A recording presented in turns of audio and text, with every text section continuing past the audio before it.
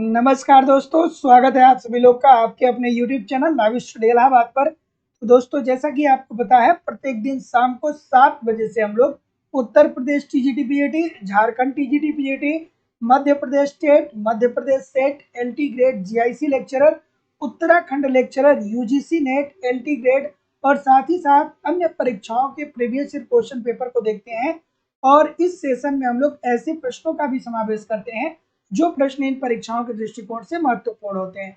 वही इकोनॉमिक्स की हमारी दूसरी क्लास लाइव स्टडी इलाहाबाद के मोबाइल एप्लीकेशन पे होती है। यहाँ पे हम लोग इकोनॉमिक्स के कंप्लीट कॉन्सेप्ट को पढ़ते हैं, क्योंकि कॉन्सेप्ट पढ़ना बहुत ही जरूरी है।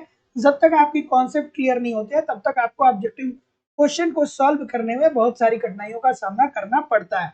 तो दोस्तों, लाइव स्टडी इलाहाबाद के मोबाइल एप्लीकेशन पे अलग अलग बैचेज चल रही हैं और अलग अलग बैचेज में आपके सिलेबस के अनुसार इकोनॉमिक्स के सारे कॉन्सेप्ट जो हैं सिंपल सिंपल सटीक साधारण भाषा में पढ़ाए जा रहे हैं, क्योंकि कॉन्सेप्ट पढ़ना बहुत जरूरी है।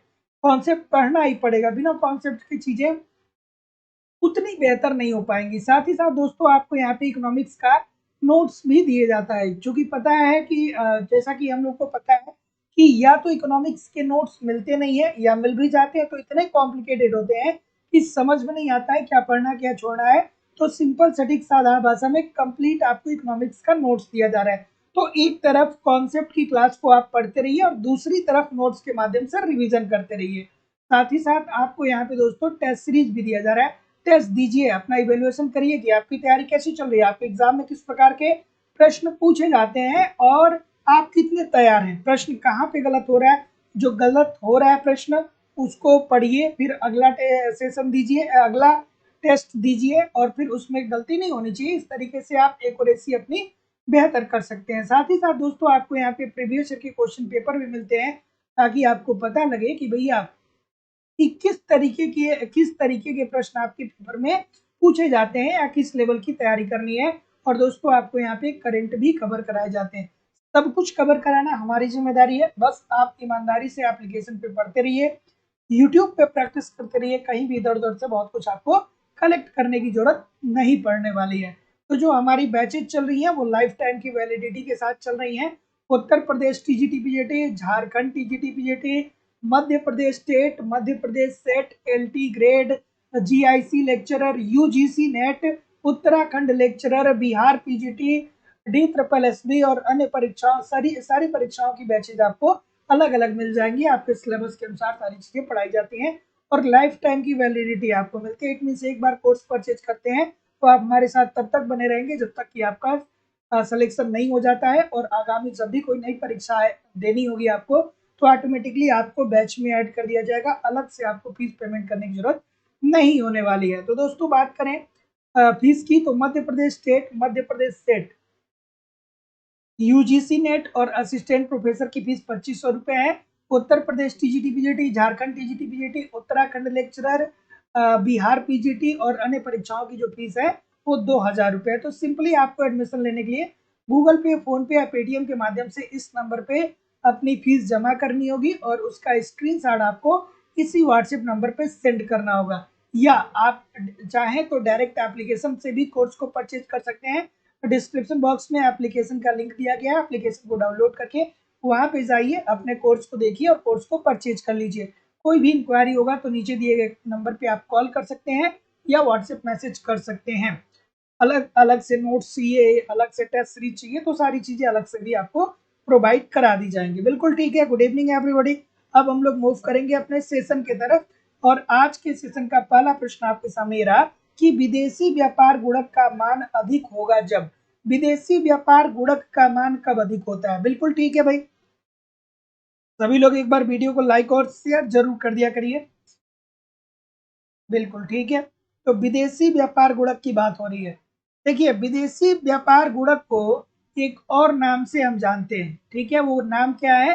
वो है निर्यात गुणक, ठीक है। तो विदेशी व्यापार गुणक को आपको निर्यात गुणक के नाम से भी दोस्तों हम लोग जानते हैं। तो जब जब भी आपके सामने गुणक शब्द आता है, ठीक है, तो आपको याद होना चाहिए कि गुणक की सर्वप्रथम अवधारणा जो दिया गया था वो रोजगार गुणक के रूप में दिया गया था। रोजगार गुणक, और किसने दिया था रोजगार गुणक की अवधारणा, वो दिया था आरिफ कोहन साहब ने, ठीक है, आरिफ कोहन ने। लेकिन गुणक की अवधारणा को विकसित करने का श्रेय किसको जाता है, तो निवेश गुणक के रूप में किन्स साहब को जाता है। तो किन्स साहब ने निवेश गुणक की बात की है दोस्तों, ठीक है, किन्स साहब ने, ठीक है। तो प्रश्न ये भी बनता है कि गुणक की अवधारणा सर्वप्रथम किसने दिया, तो गुणक की अवधारणा सर्वप्रथम रोजगार गुणक के रूप में आरिफ कोहन साहब ने दिया, और इसे विकसित करने का या वैज्ञानिक रूप देने का श्रेय किन्स साहब को जाता है, जिन्होंने निवेश गुणक के रूप में गुणक को डिफाइन किया।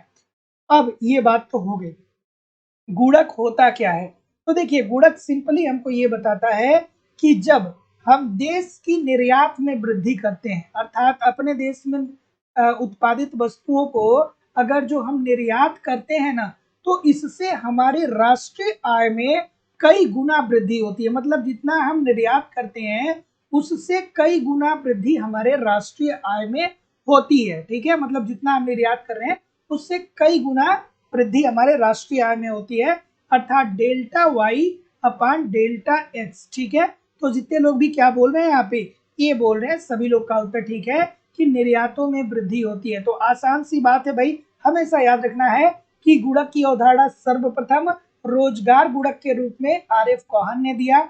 गुणक को विकसित करने का श्रेय किन्स साहब को जाता है, और किन्स साहब ने निवेश गुणक की बात की। गुणक होता क्या है कि जब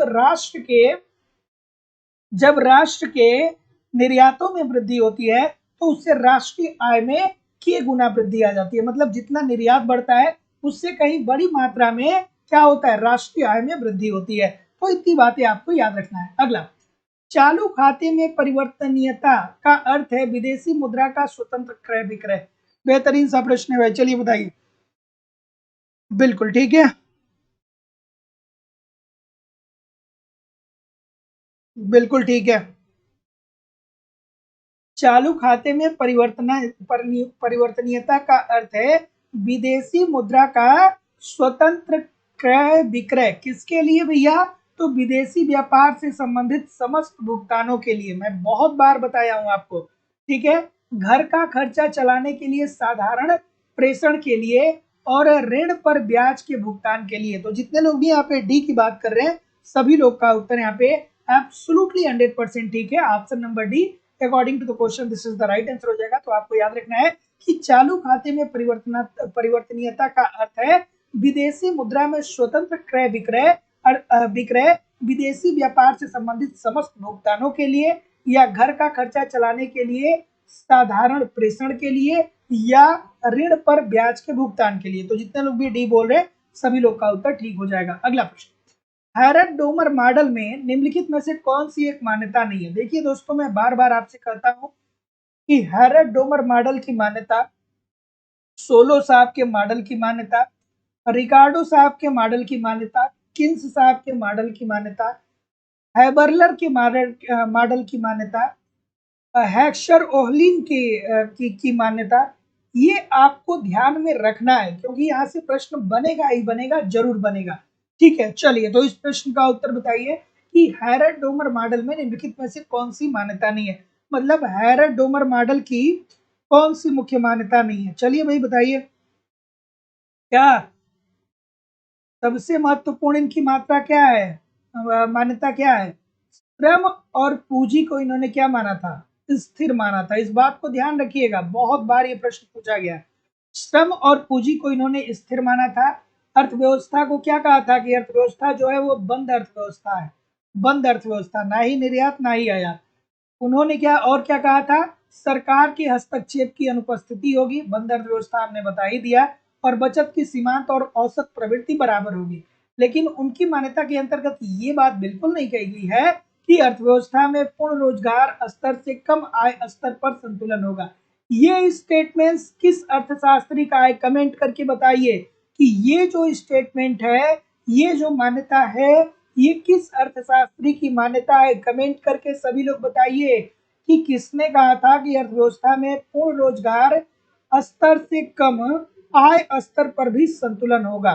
ठीक है, ये बात किस अर्थशास्त्री के द्वारा कही गई थी, सभी लोग कमेंट करके बताएंगे। और हैरर डोमर मॉडल में ये बात बिल्कुल नहीं कही गई थी। हैरर डोमर मॉडल में कहा गया था कि पूर्ण रोजगार स्तर, आय स्तर, पूर्ण रोजगार स्तर और आय स्तर क्या होना चाहिए, दोनों बराबर होना चाहिए। तो जितने लोग भी ए बोल रहे हैं सभी लोग का उत्तर बिल्कुल ठीक बोल रहे हैं, बिल्कुल ठीक है। केन्स साहब ने कहा था, किन साहब ने क्या कहा था कि देखिए अर्थव्यवस्था में पूर्ण रोजगार की स्थिति जो होती है, अर्थव्यवस्था में जो संतुलन होगा वो पूर्ण रोजगार से थोड़ी सी कम की स्थिति रहेगी तो भी अर्थव्यवस्था में संतुलन बना रहेगा, ठीक है। अर्थात अर्थव्यवस्था में संतुलन है पूर्ण रोजगार से कम स्तर पे भी बना रहेगा, ये केन्स साहब के द्वारा कहा गया था। इस बात को भी आपको ध्यान में रखना है। अगला प्रश्न आपके सामने ये रहा कि अंत्योदय अन्न योजना देती है किलोग्राम खाद्यान्न प्रति माह को। चलिए भाई, बिल्कुल ठीक है। अंत्योदय योजना की शुरुआत कब होती है? अंत्योदय योजना की शुरुआत कब होती है? 2000 में होती है भाई, बिल्कुल ठीक है, बिल्कुल ठीक है, बिल्कुल ठीक है। अंत्योदय योजना की शुरुआत जो होती है वो वर्ष 2000 में होती है। और इस योजना का जो उद्देश्य था वो ये था कि गरीब परिवार को क्या किया जाए, खाद्यान्न उपलब्ध कराया जाए। गरीब परिवार को क्या किया जाए, खाद्यान्न उत्पन्न कराया जाए। गरीब परिवार को खाद्यान्न उत्पन्न कराया जाए। तो जैसा कि मैं देख पा रहा हूँ, आप क्या बोल रहे हैं सर? बी बोल रहे हैं, बिल्कुल ठीक बोल रहे हैं कि देखिए सर 35 किलो बीपीएल परिवारों में जो गरीबतम होगा, मतलब गरीबों में जो सबसे गरीब होगा उसको प्रति माह गवर्नमेंट जो होगी वो 35 किलो अनाज देगी और उसमें क्या करेगी कि 3 रुपए पर केजी के हिसाब से क्या देगा, चावल देगा, ठीक है। और 2 रुपए पर केजी के हिसाब से, 2 रुपए पर केजी के हिसाब से क्या देगा, गेहूं देगा, ठीक है। तो इस बात को आपको जानना चाहिए, पता भी होगा। तो जितने लोग भी यहाँ पे बी बोल रहे हैं सभी लोग का उत्तर यहाँ पे बिल्कुल ठीक है। तो याद रखिएगा कि अंत्योदय योजना की जो शुरुआत होती है वो वर्ष 2000 में होती है और इसका उद्देश्य ये होता है कि गरीबों में जो सबसे गरीब है उनको खाद्यान्न उपलब्ध कराया जाए, अर्थात उनके भोजन की व्यवस्था की जाए और इसलिए उनको 35 किलो अनाज देने का प्रावधान रखा गया, जिसमें 3 रुपए प्रति केजी के हिसाब से आप चावल ले सकते हैं और 2 रुपए प्रति केजी के हिसाब से आप गेहूं ले सकते हैं। इतना बात आपको ध्यान में रखना है। अगला प्रश्न थोड़ा सा मैं एडजस्ट करूंगा, ठीक है। अगला प्रश्न, आज के सेशन में कुछ आपको बहुत ज्यादा कठिन प्रश्न भी देखने को मिल सकते हैं और कुछ आसान प्रश्न भी देखने को मिल सकते हैं। इस प्रश्न का उत्तर करिए सर, इस प्रश्न का उत्तर करिए कि लोक वित्त व निजी वित्त में अंतर क्या है। तो भैया लोक वित्त का मतलब क्या होता है कि ऐसा वित्त जिसका संबंध किससे है, सरकार से, ठीक है, सरकार से। और निजी वित्त का मतलब क्या हो गया, निजी वित्त का मतलब क्या हो गया कि इसका संबंध किसी व्यक्ति से है या किसी एक व्यक्ति से है या किसी एक संस्था से है। तो इस तरीके से जब वित्त का निर्माण किया जाएगा तो दोनों में अंतर क्या होगा। तो भाई बहुत अच्छी सी बात मैं आपको बता रहा हूँ, हमेशा याद रखिएगा लोक वित्त का ये बहुत अच्छा सा कॉन्सेप्ट है। तो देखिए लोक वित्त के अंतर्गत जब सरकार बजट का निर्धारण करती है ना, जो बजट का निर्धारण सरकार करती है उसमें क्या होता है, उसमें ये देखा जाता है कि समाज का कल्याण अधिकतम हो, समाज कल्याण अधिकतम हो। गवर्नमेंट आय व्यय जब करती है तो उससे उस देश के समाज के को लाभ अधिकतम हो, अर्थात समाज के कल्याण अधिकतम हो, ये उद्देश्य होता है सरकार का लोक वित्त के अंतर्गत। वहीं अगर जो निजी व्यक्ति की वित्त की बात करें, अर्थात हम और आप, तो हम और आप जो पैसा होता है उसे किस उद्देश्य से खर्च करते हैं कि हमारी निजी समस्याएं दूर हो। मतलब हमें समाज को सहयोग नहीं करना है, हमको क्या करना है, अपने लाभ को अधिकतम करना है, ठीक है। तो इसमें निजी वित्त में क्या होता है, अपने लाभ को अधिकतम किया जाता है, ठीक है। सरकार जो भी ऋण लेती है या जो भी ऋण सरकार के पास होता है, जो भी सरकार के आय व्यय होते हैं वो सार्वजनिक होते हैं, उसके आंकड़े सभी के सामने होते हैं। अर्थात यहाँ पे क्या होती है, गोपनीयता नहीं होती है, गोपनीयता नहीं होती है, ठीक है। सारी चीजें गवर्नमेंट की आय व्यय को आप देख सकते हैं। लेकिन एक व्यक्ति जब ऋण लेता है तो वो क्या रखता है, अपने ऋण को गोपनीय रखता है कि अगर जो लोगों को ये पता चलेगा कि हमको हमारे ऊपर ऋण है तो लोग हमारे ऊपर हंसेंगे, लोगों को ये लगेगा कि भैया हम क्या हो गए, दिवालिया हो गए। तो ये कुछ क्या होते हैं दोस्तों, अंतर देखने को मिलते हैं। तो क्या उत्तर आ रहा है, तो जितने लोग भी बी बोल रहे हैं सभी लोग का उत्तर यहाँ पे बिल्कुल ठीक हो जाएगा कि राज्य व्यय के अनुसार आय समायोजित करता है जबकि व्यक्ति आय के अनुसार व्यय करता है। ये भी बहुत महत्वपूर्ण है। सभी लोग एक बार कमेंट करके बताइए कि आपको आवाज आ रही है ना। बिल्कुल, ये बात भी सही है। सरकार जो है वो पहले ये देखता है कि हमको अर्थव्यवस्था में कितना पैसा खर्च करना है। सरकार सबसे पहले अपने खर्च को देखता है और उस खर्च के अनुसार वो आय एकत्रित करता है। ठीक है, अर्थात वो कर की दरों में बढ़ोतरी कर देगा, ऋण लेगा, या वो आंतरिक ऋण ले सकता है या बाह्य ऋण ले सकता है। तो सरकार अपने खर्च को पहले देखता है, उसके बाद आय को निर्धारित करता है। और वहीं दूसरी तरफ क्या होता है, एक व्यक्ति जो होता है वो क्या करता है, पहले अपने आय को अर्जित करता है और उसके बाद व्यक्ति क्या करता है, खर्च करता है। जैसे आप हो गए, हम हो गए, कोई भी हो गया, वो क्या करेगा, देखेगा ना कि महीने में हम कितना पैसा कमा रहे हैं। 10,000 रुपए की हमारी इनकम है कि 20,000 रुपए की इनकम है कि 1 लाख की इनकम है, 2 लाख की इनकम है। तो क्या करेंगे, हम अपने आय को प्राप्त करने के बाद यानी अपने आय को देख करके फिर हम अपना व्यय करेंगे। लेकिन गवर्नमेंट ऐसा नहीं करती है। गवर्नमेंट देखती है कि कितने पैसे की हमको जरूरत है और उस आधार पे आय अर्जित करती है। तो इस बात को समझ लीजिएगा। अगला प्रश्न कि निम्नलिखित आर्थिक विषयों में से कौन सा वित्त आयोग के दायरे में नहीं आता। इसमें से कौन सा है जो वित्त आयोग के दायरे में नहीं आता है भाई, वित्त आयोग के दायरे में कौन सा नहीं आता है, कमेंट करके बताइए। वित्त आयोग का गठन किसके माध्यम से होता है, भारतीय संविधान के अनुच्छेद किस अनुच्छेद के अंतर्गत। तो भैया बहुत जरूरी है, वित्त आयोग जानना बहुत जरूरी है। वित्त आयोग का जो गठन होता है वो 280 क के अंतर्गत भारत का राष्ट्रपति करता है और प्रत्येक 5 वर्षों पे ये करता है। ठीक है, और वित्तीय सॉरी वित्त आयोग क्या करता है, बिल्कुल ठीक है, बिल्कुल ठीक है। तो जितने लोग भी ऑप्शन नंबर क्या बोल रहे हैं, ई बोल रहे हैं, सभी लोग का उत्तर ठीक होगा कि योजना व्यय संसाधनों का बंटवारा। नहीं भैया, वित्त आयोग के दायरे में ये बात बिल्कुल नहीं आती है। देखिए, वो राज्य और केंद्र सरकार के अंतर्गत क्या करता है, आवंटन का तो वितरण करता है, लेकिन जो योजना राजस्व संसाधन है इनका कोई बंटवारा वो नहीं करता है केंद्र सरकार में और राज्य सरकार से। तो यहाँ पे जितने लोग ऑप्शन नंबर सी बोलेंगे सभी लोग का उत्तर यहाँ पे बिल्कुल ठीक हो जाएगा। ये योजना राजस्व संसाधनों का बंटवारा नहीं करता है, अनुदान का बंटवारा करता है। ठीक है, तो आयकर व अन्य करों का आवंटन एवं वितरण राज्य सरकार और केंद्र सरकार में कैसे हो, इसकी जिम्मेदारी किसकी है, वित्त आयोग की ही है।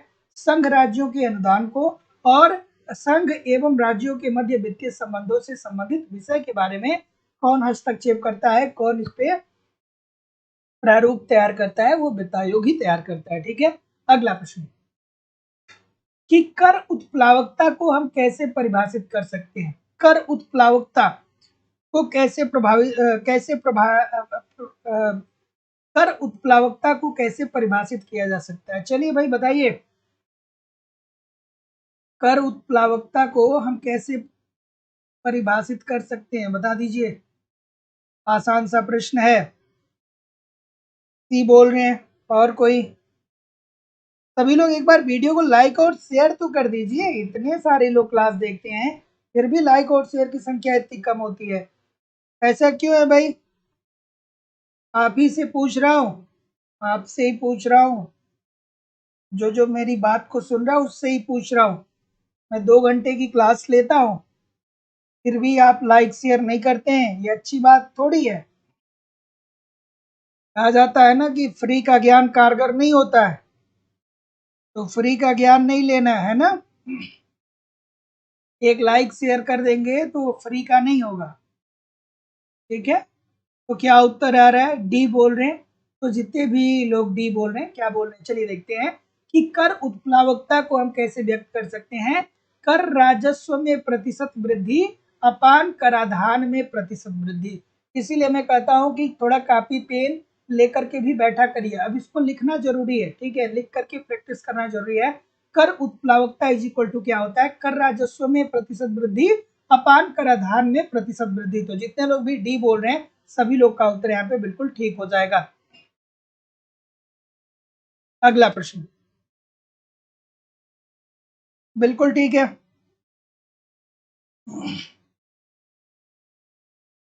कि भुगतान संतुलन घाटे को सही अर्थात भुगतान संतुलन के घाटे को कम करने के लिए कौन सी नीति हमें अपनानी चाहिए। तो अगर जो साधारण भाषा में आपसे कोई पूछे कि सर ये बताइए कि भुगतान संतुलन में घाटे का मतलब क्या होता है, तो हम क्या कहेंगे, हम ये कहेंगे देखिए, हमको भुगतान संतुलन में घाटा कब होगा, हमको तब होगा जब निर्यातों की कीमत अर्थात जो हम निर्यात कर रहे हैं उससे हमको कीमत कम मिल रहा है और आयातों की कीमत ज्यादा है। मतलब जो हम आयात कर रहे हैं, हम ज्यादा कीमतों की वस्तुओं को आयात कर रहे हैं और कम कीमतों की वस्तुओं को निर्यात कर रहे हैं। जैसे अगर जो 80 रुपए की वस्तु निर्यात कर रहे हैं तो हम क्या कर रहे हैं कि 100 रुपए की वस्तु का आयात कर रहे हैं। तो ऐसी स्थिति में भुगतान हमारा क्या होगा, असंतुलन की स्थिति में आ जाएगा। तो फिर हमें करना क्या चाहिए, तो हमें करना क्या चाहिए, इस विषमता को दूर करने के लिए फिर हमें करना क्या चाहिए। तो आप कहेंगे कि सर जी ये जो आयात है ना इसको कम करना चाहिए, हमको हमको क्या करना चाहिए, ये जो आयात है ना सर इसको कम कर देना चाहिए। तो आयात कम कब होगा, तो आयात कम तब होगा जब अवमूल्यन किया जाएगा। अब अवमूल्यन से आयात कैसे कम होगा, क्योंकि जब अवमूल्यन किया जाता है तो मुद्रा का जो बाह्य मूल्य होता है, मुद्रा का जो बाह्य मूल्य होता है वो क्या होता है कम हो जाता है। और मुद्रा का जब बाह्य मूल्य कम हो जाता है भैया, तो ऐसी स्थिति में वस्तुएं क्या होती हैं, महंगी हो जाती हैं। और जब वस्तुएं महंगी हो जाएंगी भैया, कीमतें बढ़ जाएंगी, तो इसकी मांग में क्या आने लगेगी, कमी आने लगेगी। तो ऐसी स्थिति में निर्यातों की कीमत और आयातों की कीमत को हम बराबर कर सकते हैं। तो अवमूल्यन का सहारा लिया जा सकता है ताकि लोग अपने मांग को कम करें। अब बाह्य मूल्य में कमी आने का मतलब क्या होगा कि जैसे आसान भाषा में समझ लीजिए कि $1 के लिए हम 100 रुपए दे रहे, $1 के लिए हम 80 रुपए दे रहे हैं और ऐसा हो कि $1 के लिए हमको 100 रुपए देना पड़े। तो जब $1 की वस्तु को हम आयात कर रहे थे तो एक समय में 80 रुपया दे रहे थे, लेकिन अब क्या हो रहा है कि $1 100 रुपए के बराबर हो गया। तो अब $1 की वस्तु को खरीदेंगे तो हमें 100 रुपए चुकाना पड़ेगा। तो ऐसी स्थिति में वस्तुओं की कीमतें महंगी हो जाएंगी, मांग कम हो जाएगा। इजी सी बात है, बढ़िया सी बात है। अगला प्रश्न, बात समझ में आई कि नहीं आई। जैसे बहुत सारे इसमें छात्र ऐसे भी हैं जिनको सब कुछ मतलब ये सारी चीजें छोटी लगती होंगी, लेकिन इसमें बहुत सारे लोग ऐसे भी होंगे जिनको ये गहराई नहीं पता होगी, ये गहराई नहीं पता होगी। तो मैं भी अच्छी कंडीशन में है, लेकिन फिर भी जब मैं क्लास लेता हूँ तो मैं उम्मीद यही करता हूँ कि जो लोग नए हमारे साथ जुड़े हैं उनको भी क्या किया जाए, उनको भी फ्लो में लेकर के चला जाए। और अगर जो आप कुछ दिन हमारी क्लास पढ़ते हैं सब कुछ आसान होने वाला है, बस आप ईमानदारी से पढ़ते तो रहिए। क्या उत्तर होगा सर, कि निम्नलिखित में से किसका मिलान सही नहीं हुआ है, किसका मिलान इसमें से सही नहीं है सर, बताइए किसमें से किसका मिलान सही नहीं है। बिल्कुल ठीक है, बिल्कुल ठीक है, बिल्कुल ठीक है। क्या बोल रहे हैं, जे बक्र, जे बक्र संकल्पना किससे संबंधित है, कमेंट करके बताइए सर। जे बक्र की संकल्पना जो है वो किससे संबंधित है, जे बक्र की जो संकल्पना है वो किस चीज से संबंधित है भैया, वो संबंधित है आपका अवमूल्यन से, ठीक है, अवमूल्यन से। और जे बक्र क्या बोलता है, जे बक्र संकल्पना क्या बताता है कि जब कोई राष्ट्र अवमूल्यन करता है तो अल्पकाल में अवमूल्यन के कारण उस देश का भुगतान असंतुलन की समस्या क्रिएट होती है उस देश में, लेकिन दीर्घ काल में क्या होता है, भुगतान असंतुलन की समस्या समाप्त हो जाती है। तो जे वक्र संकल्पना हमें ये बताता है कि जब कोई राष्ट्र अवमूल्यन करता है अर्थात मुद्रा का बाह्य मूल्य कम करता है, तो ऐसी स्थिति में उस देश को अल्पकाल में नुकसान होता है, लेकिन दीर्घ काल में उसको क्या होता है, फायदा होता है। यही बात जे वक्र संकल्पना के अंतर्गत कहा गया है ना। आसान है ना, बहुत आसान है, बस आप पढ़िए तो बहुत आसान है, बहुत आसान है। जिंदगी में सब कुछ आसान है, अगर जो थोड़ा सा आप प्रयास करेंगे तो जिंदगी में सब कुछ आसान है, और अगर जो प्रयास नहीं करेंगे तो सारी चीजें बहुत कठिन है। ऐसा कुछ नहीं है जो जीवन में कठिन नहीं है, और ऐसा कुछ भी नहीं है जो जीवन में आसान नहीं है। आप अपने एफर्ट के द्वारा उसको कठिन या आसान बनाते हैं। चलिए अगला प्रश्न आपके सामने ये रहा। देखिए हम लोग 500 नंबर की क्लास कल करेंगे, है ना, 500 नंबर की क्लास कल करेंगे। सोचिए 2-2 घंटे की 500 क्लास में इकोनॉमिक्स की आपको दिया हूं, और कोई ऐसा नहीं है कि मैंने बहुत बड़ा एफर्ट डाला है, बस शाम को आता हूँ आपकी क्लास ले लेता हूँ, लेकिन कंटिन्यू क्लासेस चलती रहती है। तो यही सेम स्ट्रेटजी आपकी सफलता के लिए होगा भैया, सेम स्ट्रेटजी आपकी सफलता के लिए होगा कि थोड़ा थोड़ा पढ़िए, रोज पढ़िए, लेकिन पढ़ते रहिए। थोड़ा का मतलब यह है कि कम से कम एक क्लास यहाँ पे और एक क्लास एप्लीकेशन भी पढ़ते रहिए। तो ये दीर्घकाल में क्या होता है कि बहुत सारी चीजें एक साथ कलेक्ट हो जाती हैं। अल्पकाल में लगता है कि समय बर्बाद हो रहा है, लेकिन दीर्घकाल में क्या होता है, आप अपने आप को ज्ञानी समझने लगते हैं। तो पढ़ते रहिए, मेहनत करते रहिए। क्या उत्तर होगा भाई, कि चालू खाते का घाटा किन दो के मध्य का अंतर होता है। तो जैसा कि मैं देख पा रहा हूं, आप क्या बोल रहे हैं, निर्यातों एवं आयातों के मूल्य को, ठीक है, निर्यातों की कुल मात्रा अपन आयातों की कुल मात्रा के टोटल मूल्य को। तो जितने लोग भी ऑप्शन नंबर क्या बोल रहे हैं, सी बोल रहे हैं, बिल्कुल ठीक है। एक प्रश्न मैं आपसे यहाँ पे पूछूंगा, ठीक है, एक प्रश्न मैं आपसे यहाँ पे पूछूंगा कि ये बताइए कि यहाँ पे चालू खाते की बात हो रही है, तो चालू खाते में क्या दृश्य मद और अदृश्य मदों को शामिल किया जाता है।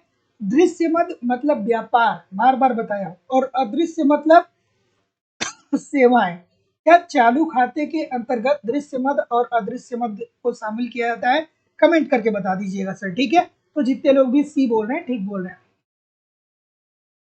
अगला प्रश्न, कि शून्य आधार बजट की विशेषता है कि इससे, शून्य आधार बजट की अवधारणा किसने दिया था, पीटर पायर ने दिया था, ठीक है, किसने दिया था, पीटर पायर साहब के द्वारा दिया गया था।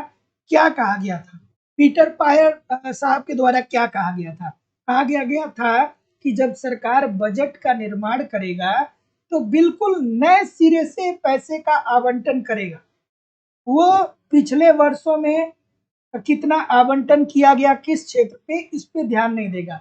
सपोज करिए कि 2022 में गवर्नमेंट ने शिक्षा पे, स्वास्थ्य पे, परिवहन पे कितना व्यय किया, इस ये कुछ भी नहीं देखा जाएगा, ना ही इसका अनुमान लगाया जाएगा। अगर जो गवर्नमेंट 2023 के बजट का निर्माण करेगी तो 2023 में बिल्कुल नए सिरे से शिक्षा पे, स्वास्थ्य पे, परिवहन पे क्या करेगा, व्यय करने का प्रावधान बनाएगा कि भैया हम इतना इतना पैसा अलॉट कर रहे हैं कि शिक्षा को बेहतर किया जाए, स्वास्थ्य को बेहतर किया जाए। 2022 में हम लोगों ने क्या व्यय किया, ये कंसीडर नहीं किया जाता है।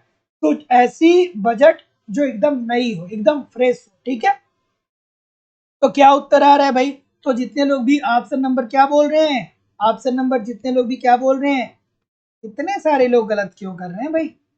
घाटे की वित्त व्यवस्था शून्य होती है, ये कहां से आपने पढ़ लिया, बी वाले आपने घाटे की वित्त व्यवस्था शून्य होती है, ये कहां से पढ़ लिया भैया। सार्वजनिक व्यय का विवेकीकरण होता है कि हमें क्या वर्तमान 2023 में सबसे ज्यादा कहां पे व्यय करने की जरूरत है, मानव विनियोग, ठीक है, यानी हमें मानव को विकसित करना है तो हमें शिक्षा अच्छा देना है, हमें स्वास्थ्य अच्छा देना है, हमें परिवहन अच्छा देना है। तो सार्वजनिक व्यय क्या होता है दोस्तों, विवेकीकरण ढंग से होता है, विवेकपूर्ण आधार पे, कि 2023 में हमारी उच्च प्राथमिकता क्या है, 2023 में हमारी अर्थव्यवस्था में सबसे ज्यादा विकास की किसको जरूरत है। तो जब शून्य आधारित बजट का निर्माण कराया जाएगा, तो जब भी गवर्नमेंट बजट का निर्माण करेगी तो उसमें क्या होगा कि सबसे ज्यादा जो महत्वपूर्ण चीजें होगी उस पर पैसा गवर्नमेंट अलॉट करेगा। तो सी होगा भाई। इतने सारे लोग गलत क्यों कर रहे हैं, गलत नहीं करना चाहिए। तो जितने लोग भी सी बोल रहे हैं सभी लोग का उत्तर ठीक हो जाएगा। अगला प्रश्न, अगला प्रश्न।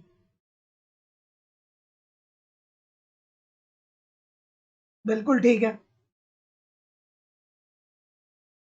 नहीं नहीं, इसमें देखिए शून्य आधारित बजट में बजट का अनुमान शून्य से किया जाता है, बजट का अनुमान शून्य से किया जाता है, लेकिन आप ये नहीं कह सकते हैं कि इसमें घाटे की वित्त व्यवस्था शून्य होती है। बिल्कुल ठीक है, बिल्कुल ठीक है। देखिए यहाँ पे विशेषता की बात पूछ रहा है, इस बात को और ध्यान रखिए, यहाँ पे विशेषता की बात पूछ रहा है। ठीक है, चलिए अगला प्रश्न, कि निम्नलिखित योजनाओं में से कौन सी योजना किसानों को फसल ऋण की समय पर अदायगी करने पर ब्याज में छूट देती है। बेहतरीन सा प्रश्न है सर, बहुत बार ये प्रश्न पूछा गया है। ठीक है, बिल्कुल। तो दोस्तों राष्ट्रीय कृषि विकास योजना ये कब लाया गया था दोस्तों, ये प्रकाश में आता है 2007 में। तो 2007 का जो राष्ट्रीय कृषि विकास योजना है, इसी योजना के अंतर्गत किसानों को फसल ऋण की समय पर अदायगी करने पर ब्याज में छूट दी जाती है। अर्थात क्या हुआ कि कोई किसान अल्पकालिक ऋण लिया, अर्थात 16 महीने के लिए ऋण लिया, और अगर जो 16 महीने के भीतर वो ऋण चुकता कर दे रहा है, चुका दे रहा है, तो उसे ब्याज में छूट दी जाएगी। ये किस योजना के अंतर्गत, तो ये 2007 में एक योजना बनाई गई थी, राष्ट्रीय कृषि विकास योजना। अर्थात अगर जो आप अल्पकालिक ऋण लिए हैं या मध्यकालिक ऋण लिए हैं, कोई भी ऋण लिए हैं, तो जो तय सीमा का ऋण होता है, उस तय सीमा के भीतर अगर जो आप ऋण चुका देते हैं, तो आपको ब्याज पर क्या मिलेगी, छूट मिलेगी। तो ये जो बनाया गया था दोस्तों योजना, राष्ट्रीय कृषि विकास योजना 2007 में बनाया गया था। तो इस बात को ध्यान में रखना है। अगला, विजय केलकर समिति 2012 का संबंध निम्नलिखित में से किस विषय से है। 2012 में विजय केलकर समिति बनाया गया था, वो किससे संबंधित है भैया। इतना महत्वपूर्ण ये प्रश्न है ना दोस्तों, कि डायरेक्ट आपके पेपर में ये देखने को मिलता है। अगर जो पूरा आप क्लास नहीं कर रहे हैं तो फिर अच्छी बात नहीं, पूरी क्लास करिए भैया, करिए। अगर जो पूरी क्लास करने के बाद आपको आत्मविश्वास न आए कि हम बहुत अच्छा कर सकते हैं, तो फिर बताइएगा। आप पूरी क्लास करिए, आप देखिएगा क्लास करके जब आप उठेंगे ना, तो आपको एक अलग से एनर्जी लगेगी यार हमको इकोनॉमिक्स आ रहा है। थोड़ा प्रयास करेंगे तो हो सकता है, लेकिन पूरा पढ़ेंगे तब 10 मिनट 20 मिनट 30 मिनट, इससे कुछ होने वाला नहीं है ना। अगला प्रश्न, क्या उत्तर होगा भाई। बिल्कुल ठीक है। तो विजय केलकर समिति जो बनाई गई थी दोस्तों, ये बनाई गई थी किसके संदर्भ में। बिल्कुल ठीक है, बिल्कुल ठीक है, बिल्कुल ठीक है, बिल्कुल ठीक है। ये 2012 वाला विजय केलकर समिति की बात कर रहा है। इतने सारे लोग गलत कर रहे हैं, क्यों गलत कर रहे हैं भैया, इतने सारे लोग क्यों गलत कर रहे हैं। बिल्कुल, तो जितने लोग भी यहाँ पे सी बोल रहे हैं कर सुधार के संदर्भ में, सभी लोग का उत्तर यहाँ पे एब्सोल्युटली 100% ठीक हो जाएगा। तो जितने लोग भी सी बोल रहे हैं सभी लोग का उत्तर यहाँ पे बिल्कुल ठीक हो जाएगा। Option number C according to the question this is the. एक सेकेंड रुक जाइएगा, एक सेकेंड रुक जाइएगा, इसमें राजकोषीय सुधार दिया गया है क्या। अगर जो राजकोषीय सुधार दिया गया भैया, तो ज्यादा बेहतर उत्तर ये होना चाहिए। ठीक है, सी तो ठीक है कर सुधार के अंतर्गत, लेकिन अगर जो राजकोषीय सुधार दिया गया है, तो इसका राइट आंसर जो होगा वो बी होना चाहिए। ठीक है, तो क्योंकि विजय केलकर जो समिति बनाई गई थी ना, वो किस तरीके से किस तरीके से सरकार को आय प्राप्त हो, किस तरीके से सरकार की राजकोषीय स्थिति को सुधारा जाए, उसके संदर्भ में बना था। ठीक है, सी बुरा नहीं है, लेकिन राजकोषीय सुधार अगर जो दिया गया भैया, तो राजकोषीय सुधार जो होगा वो बिल्कुल राइट आंसर हो जाएगा। तो ऑप्शन नंबर इसका बी होना चाहिए, ना कि दोस्तों सी होना चाहिए। अगर जो बी नहीं होता, राजकोषीय सुधार नहीं होता, तो आप कर सुधार की तरफ चले जा सकते थे, क्योंकि ये ओवरऑल राजकोषीय से संबंधित था। ठीक है, अगला प्रश्न कि असंतुलित समृद्धि कर की संकल्पना है। बिल्कुल ठीक है, बिल्कुल ठीक है। नहीं नहीं, सी गलत नहीं है, सी गलत नहीं है, लेकिन राजकोषीय सुधार ज्यादा बेहतर है। ठीक है, चलिए अगला प्रश्न आपके सामने ये रहा कि असंतुलित समृद्धि प्रकल्पना की मान्यता है। असंतुलित समृद्धि की बात कौन करता है भैया? आसान सी बात कौन करता है? ये कहते हैं हर्षमैन साहब। हर्षमैन साहब क्या कहते हैं? हर्षमैन साहब ये कहते हैं कि देखिए सर, हमारे पास जो है ना, वो पूंजी और श्रम जो है वो सीमित मात्रा में है। हमारे पास पैसा कम है या सीमित मात्रा में है, और श्रम भी सीमित मात्रा में ही है। तो ऐसी स्थिति में अर्थव्यवस्था में जो हमारे पास क्षेत्र हैं, मान लीजिए एग्जाम्पल के लिए कि जैसे शिक्षा है, स्वास्थ्य है, परिवहन है, जितने भी क्षेत्र हैं, ठीक है, जैसे मान लीजिए कि प्राथमिक क्षेत्र में कृषि आ गया, द्वितीय क्षेत्र में उद्योग आ गया, तृतीय क्षेत्र में सेवा क्षेत्र आ गया। तो इनका कहना ये था कि हमारे पास चूंकि श्रम और पूंजी कम है, सीमित मात्रा में है, तो इसलिए अर्थव्यवस्था के सभी क्षेत्रों में हमें समान रूप से निवेश नहीं करना है। हमें उन क्षेत्रों को चूज करना है जिन क्षेत्रों में हमें ये सीमित मात्रा में श्रम और पूंजी का प्रयोग करके अधिकतम हम लाभ कमा सकते हैं। और बाकी जब हम लाभ कमा लेंगे तो बाकी के जो बचे हुए क्षेत्र हैं उसमें हम क्या कर देंगे? निवेश कर देंगे। तो जितने लोग भी ऑप्शन नंबर ये बोल रहे हैं बिल्कुल ठीक बोल रहे हैं। अगला प्रश्न कि 3 या उससे अधिक समग्रों के सहसंबंध गुणांकों की सफलता की जांच की जा सकती है। सहसंबंध क्या बताता है? दो चरों के मध्य संबंध को बताता है। पढ़े हैं स्टैटिक्स में, सहसंबंध को पढ़े हैं। सहसंबंध अगर जो नहीं पढ़े तो मैं एक लाइन में बता रहा हूं, ध्यान से समझ जाइएगा। सहसंबंध क्या करता है? दो चरों में आपसी संबंध को बताता है। और सहसंबंध जो होता है वो धनात्मक भी हो सकता है और ऋणात्मक भी हो सकता है। धनात्मक का मतलब क्या होता है? इसका मतलब ये होता है कि अगर जो जैसे हम ये कहें कि अगर जो किसी वस्तु की मांग में वृद्धि हो रही है, ठीक है, तो ऐसी स्थिति में इस वस्तु की कीमतों में भी क्या होगी? वृद्धि होगी। तो ये क्या इंडिकेट करता है? ये धनात्मक सहसंबंध को इंडिकेट करता है। वहीं हम दूसरी तरफ ये कहें कि अगर जो किसी वस्तु की मांग में वृद्धि हो रही है, ठीक है, अगर जो किसी वस्तु की मांग में वृद्धि हो रही है, तो ऐसी स्थिति में क्या करेंगे कि सॉरी एक सेकेंड, अगर जो किसी वस्तु की मांग में वृद्धि हो रही है, तो यहाँ पे तो धनात्मक हो गया ना कि मांग में वृद्धि होगा तो कीमतों में भी वृद्धि होगा। तो अगर जो मांग में वृद्धि हो रही है तो लोग इसकी सॉरी यहाँ पे ऐसे देखिए, अगर जो वस्तुओं की कीमतों में वृद्धि हो रही है तो लोग क्या करेंगे? मांग में कमी करेंगे। ठीक है, तो ये क्या हो रहा है दोस्तों? ये जो है ये ऋणात्मक सहसंबंध को बता रहा है और ये धनात्मक सहसंबंध को बता रहा है। अर्थात मांग बढ़ रही है तो कीमत भी बढ़ेगा, मतलब एक ही दिशा में दोनों चर जा रहे हैं, तो इसे धनात्मक सहसंबंध बोलेंगे। और ऋणात्मक सहसंबंध में क्या होता है कि एक आगे एक जो होगा वो ऊपर की तरफ जाएगा, दूसरा नीचे की तरफ। अर्थात जब वस्तुओं की कीमतों में वृद्धि हो रही है तो लोग क्या करेंगे कि वस्तुओं की मांग में कमी करेंगे। तो यही होता है दोस्तों सहसंबंध। तो सहसंबंध क्या होता है? दो चरों के मध्य के संबंध को बताता है। एक होता है धनात्मक सहसंबंध, जिसमें मैंने बताया कि इसमें दो चर क्या है, एक अगर जो मांग में वृद्धि होगी तो कीमतों में भी वृद्धि होगी, ये दोनों एक ही दिशा में बढ़ रहे हैं, तो इसे धनात्मक सहसंबंध। और ऋणात्मक सहसंबंध का मतलब क्या होता है कि जैसे मान लीजिए कि एक बढ़ रहा है तो दूसरा घटेगा। जैसे अगर जो कीमतों में वृद्धि होगी तो लोग मांग कम करेंगे। तो जितने लोग भी इस प्रश्न का उत्तर क्या बोल रहे हैं सर, एक्स स्क्वायर जांच के द्वारा सभी लोग का उत्तर यहाँ पे बिल्कुल ठीक है। तो आपको याद रखना है कि 3 या उससे अधिक समग्रों के सहसंबंध गुणांकों की सफलता की जो जांच की जाती है वो एक्स स्क्वायर जांच के द्वारा की जाती है। अब एक्स स्क्वायर जांच क्या होता है भाई, आपको पढ़ना पड़ेगा, आपको पढ़ना पड़ेगा, कॉन्सेप्ट पढ़ना पड़ेगा। मैं आपको एक बार नहीं बार बार बोलता हूँ कि कॉन्सेप्ट पढ़ना पड़ेगा भाई, बिना कॉन्सेप्ट पढ़े सारी चीजें आपकी क्लियर नहीं हो पाएंगी, ठीक है।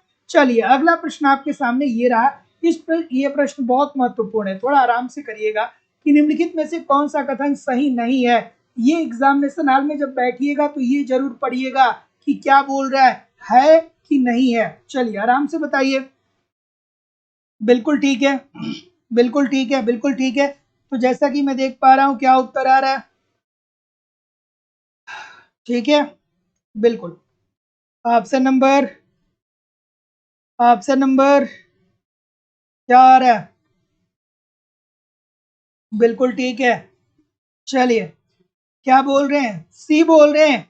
तो जितने भी महानुभाव सी बोल रहे हैं ठीक बोल रहे हैं कि साधन लागत पर जो हमारी जीडीपी होती है वो साधन लागत पर एनएनपी प्लस विदेशों से शुद्ध साधन आय के बराबर नहीं होती है।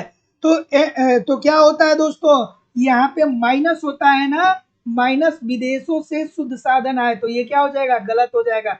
प्लस माइनस का बस अंतर है। तो जितने लोग भी सी बोल रहे हैं सभी लोग का उत्तर ठीक है। अगला प्रश्न कि किन्सियन अर्थशास्त्रियों द्वारा किस नीति को आर्थिक प्रबंध का एक प्रमुख औजार माना जाता है। बेहतरीन सा प्रश्न, बहुत बार ये प्रश्न पूछा गया है अलग अलग परीक्षाओं में।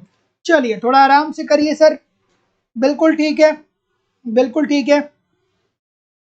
तो किन्स साहब किसकी बात करते हैं, आपको अब कॉमन सेंस लगाना चाहिए। किन्स साहब क्या कहते हैं कि अर्थव्यवस्था को आर्थिक मंदी से निपटने के लिए क्या करना चाहिए, आर्थिक मंदी से निपटने के लिए एक देश को या एक अर्थव्यवस्था को क्या करना चाहिए। तो आप कहेंगे सर जी वो ये कहे थे कि राजकोषीय नीति अपनानी चाहिए, ठीक है, राजकोषीय नीति अपनानी चाहिए। तो जितने लोग भी ऑप्शन नंबर क्या बोल रहे हैं, बी बोल रहे हैं, सभी लोग का उत्तर यहाँ पे बिल्कुल ठीक हो जाएगा। अर्थात राजकोषीय नीति के अंतर्गत क्या करना चाहिए, सरकार को अपने व्यय को बढ़ाना चाहिए, ठीक है। और सरकार जब व्यय को बढ़ाएगा तो मांग व पूर्ति क्रियाशील होगी अर्थव्यवस्था के अंतर्गत। तो जितने लोग भी ऑप्शन नंबर बी बोल रहे हैं ठीक बोल रहे हैं। अगला प्रश्न ये है, सुमेलित कर दीजिएगा सर आराम से। और दोस्तों लाइव स्टडी इलाहाबाद के मोबाइल एप्लीकेशन पे आपकी इकोनॉमिक्स की दूसरी क्लास हो रही है। यहाँ पे आपको इकोनॉमिक्स के सारे कॉन्सेप्ट सटीक और साधारण भाषा में पढ़ाए जा रहे हैं। बस आप ईमानदारी से सारे कॉन्सेप्ट को वहाँ पे पढ़ते रहिए। साथ ही साथ कंप्लीट आपको इकोनॉमिक्स के नोट्स दिए जा रहे हैं, नोट्स के माध्यम से रिवीजन करते रहिए। साथ ही साथ टेस्ट सीरीज भी दिया जा रहा है, समय समय पर टेस्ट दीजिए, देखिए कि तैयारी कैसी चल रही है, आपकी एग्जाम में किस प्रकार के प्रश्न पूछे जा रहे हैं। साथ ही साथ प्रीवियस ईयर के क्वेश्चन पेपर और करंट सब कुछ प्रोवाइड कराना हमारी जिम्मेदारी है। बस आप ईमानदारी से एप्लीकेशन पे पढ़ते रहिए, यूट्यूब पे प्रैक्टिस करते रहिए, कहीं भी इधर उधर से कुछ भी आपको कलेक्ट करने की जरूरत नहीं होगी। एडमिशन के लिए आप इस नंबर पे इंक्वायरी कर सकते हैं, या आपकी फीस केवल और केवल 2000 रुपए है। लाइफ टाइम की वैलिडिटी के साथ आपको एडमिशन मिलता है। इट मीन एक बार एडमिशन लेते हैं तो आप हमारे साथ तब तक पढ़ सकते हैं जब तक कि सिलेक्शन नहीं हो जाता है। एडमिशन फीस केवल और केवल 2000 रुपए है। आपको गूगल पे, फोन पे या पेटीएम के माध्यम से फीस इस नंबर पे पेमेंट करना होगा और उसका स्क्रीनशॉट आपको इसी व्हाट्सएप नंबर पे सेंड करना होगा। कोई भी इंक्वायरी होगी तो इस नंबर पे आप कॉल कर सकते हैं, व्हाट्सएप मैसेज कर सकते हैं, डिस्क्रिप्शन बॉक्स में जाकर के एप्लीकेशन को डाउनलोड करके डायरेक्ट भी कोर्स को परचेज कर सकते हैं। क्या उत्तर आ रहा है भाई, जीवन चक्र परिकल्पना। मोदी गिलियानी साहब कहाँ हैं आप, यहाँ पे हैं, 4 नंबर पे है ना। क्या कहा था, जीवन चक्र परिकल्पना के अंतर्गत मोदी गिलियानी साहब ने कहा था कि देखिए भैया एक व्यक्ति का जो उपभोग होता है वो उसके पूरी जिंदगी में जो आय अर्जित करता है उसी के कारण निर्धारित होगा। मतलब एक व्यक्ति का उपभोग व्यय पूरी जिंदगी में अर्जित आय के आधार पे ही निर्धारित होता है। सापेक्ष आय परिकल्पना ड्यूजेनबरी साहब कहाँ पे हैं, यहाँ पे हैं। क्या कहते हैं कि लोगों का जो उपभोग होता है ना वो दूसरे को कॉपी करके निर्धारित होता है, ठीक है। और निरपेक्ष आय परिकल्पना सबको पता होगा भाई, कहाँ पे हैं, किन्स साहब यहाँ पे हैं, ठीक है। और अस्थायी आय परिकल्पना फ्रीडमैन साहब, ठीक है। तो जितने लोग भी कर रहे हैं ठीक बोल रहे हैं। अगला प्रश्न, नौ प्रतिष्ठित समृद्धि मॉडल में निम्नलिखित में से किसे आर्थिक समृद्धि का इंजन माना जाता है। जो 9 प्रतिष्ठित अर्थशास्त्री थे उन्होंने क्या कहा। अब देखिए आपके पास ये क्षमता होनी चाहिए कि ये कहाँ का प्रश्न है। मैं बार बार बोलता हूं कि जब भी आपके सामने कोई प्रश्न आए तो आपको ये बात समझनी चाहिए कि ये प्रश्न कहाँ के हैं। क्या ये अंतर्राष्ट्रीय व्यापार के हैं, क्या ये इंडियन इकोनॉमी के हैं, क्या ये समष्टि अर्थशास्त्र के हैं, क्या ये व्यष्टि अर्थशास्त्र के हैं, क्या ये आर्थिक समृद्धि और आर्थिक विकास के हैं। तो ये प्रश्न किस चैप्टर का है, किस यूनिट का है, कमेंट करके बताइए सर। ये जानना बहुत जरूरी है, आपको जानना बहुत जरूरी है कि प्रश्न कहाँ से ये हैं, तभी तो आप अपना पूरा दम लगा के इस प्रश्न के बारे में सोच सकते हैं, समझ सकते हैं। चलिए बताइए किस यूनिट का ये प्रश्न है। सी बोल रहे हैं सभी लोग सी बोल रहे हैं। बिल्कुल ठीक है, बिल्कुल ठीक है। जितने भी सी बोल रहे हैं, नौ प्रतिष्ठित समृद्धि मॉडल में कौन आता है भाई, कौन आता है नौ प्रतिष्ठित समृद्धि मॉडल में? मुझे पता है इतने सारे लोग गलत कर रहे हैं। अरे भाई, सोलो साहब को भूल गए, सोलो साहब को भूल गए क्या? सोलो साहब को आप भूल गए क्या? इतने सारे लोग गलत कर रहे हैं। बिल्कुल ठीक है, बिल्कुल। सोलो साहब को आप भूल, अब ये प्रश्न यार गलत कर रहे हो, अच्छी बात नहीं है यार, ये प्रश्न आप गलत कर रहे हैं, ये बिल्कुल बुरी बात है, ये बिल्कुल गलत बात है, बिल्कुल गलत बात है। दो अर्थशास्त्री हम लोग पढ़ते हैं दोस्तों, आर्थिक समृद्धि और विकास के अंतर्गत जो 9 प्रतिष्ठित सिद्धांत है, उसमें एक सोलो साहब को हम लोग पढ़ते हैं और एक स्वान साहब को हम लोग पढ़ते हैं। और इन लोगों ने क्या कहा था, इन्होंने ये कहा था कि अगर जो किसी देश को क्या करना है, आर्थिक विकास करना है, तो उसने टेक्नोलॉजी बेहतरी करनी पड़ेगी, अर्थात तकनीकी का विकास करना पड़ेगा। तो 9 प्रतिशत समृद्धि मॉडल किसने प्रस्तुत किया था? सोलो साहब ने और स्वान साहब ने। और इन लोगों का ये कहना था कि अगर जो कोई राष्ट्र आर्थिक विकास करना चाहता है, तो सबसे ज्यादा जरूरी ये है कि उस राष्ट्र में तकनीकी प्रगति होनी चाहिए, अर्थात टेक्नोलॉजी जो होना चाहिए वो प्रोग्रेसिव रूप में बढ़ना चाहिए, मतलब प्रोग्रेसिव होना चाहिए। तो जितने लोग भी डी बोल रहे हैं ठीक बोल रहे हैं। अब सभी लोग सुधार दिए कि सर डी होगा, डी होगा, डी होगा। अभी तक क्यों सी बोल रहे थे भाई? अभी तक सी क्यों बोल रहे थे? अब डी बोल रहे हैं, अब सी क्यों बोल रहे थे? अगर जो ऐसा करेंगे तो एक क्वेश्चन एग्जामिनेशन हॉल में चला जाएगा, एग्जामिनेशन हॉल में मैं रहूंगा नहीं आपके साथ वहां पे, ठीक है? मैं नहीं रहूंगा, ये नहीं बताऊंगा क्यों सी कर रहे हो यार, डी करो। मैं वहां नहीं रहूंगा एग्जामिनेशन हॉल में। तो अगर जो वहां पे कर दिए तो फिर कर दिए, फिर तो मौज में रहेंगे, कहेंगे बहुत अच्छा पेपर था, आसान सा था।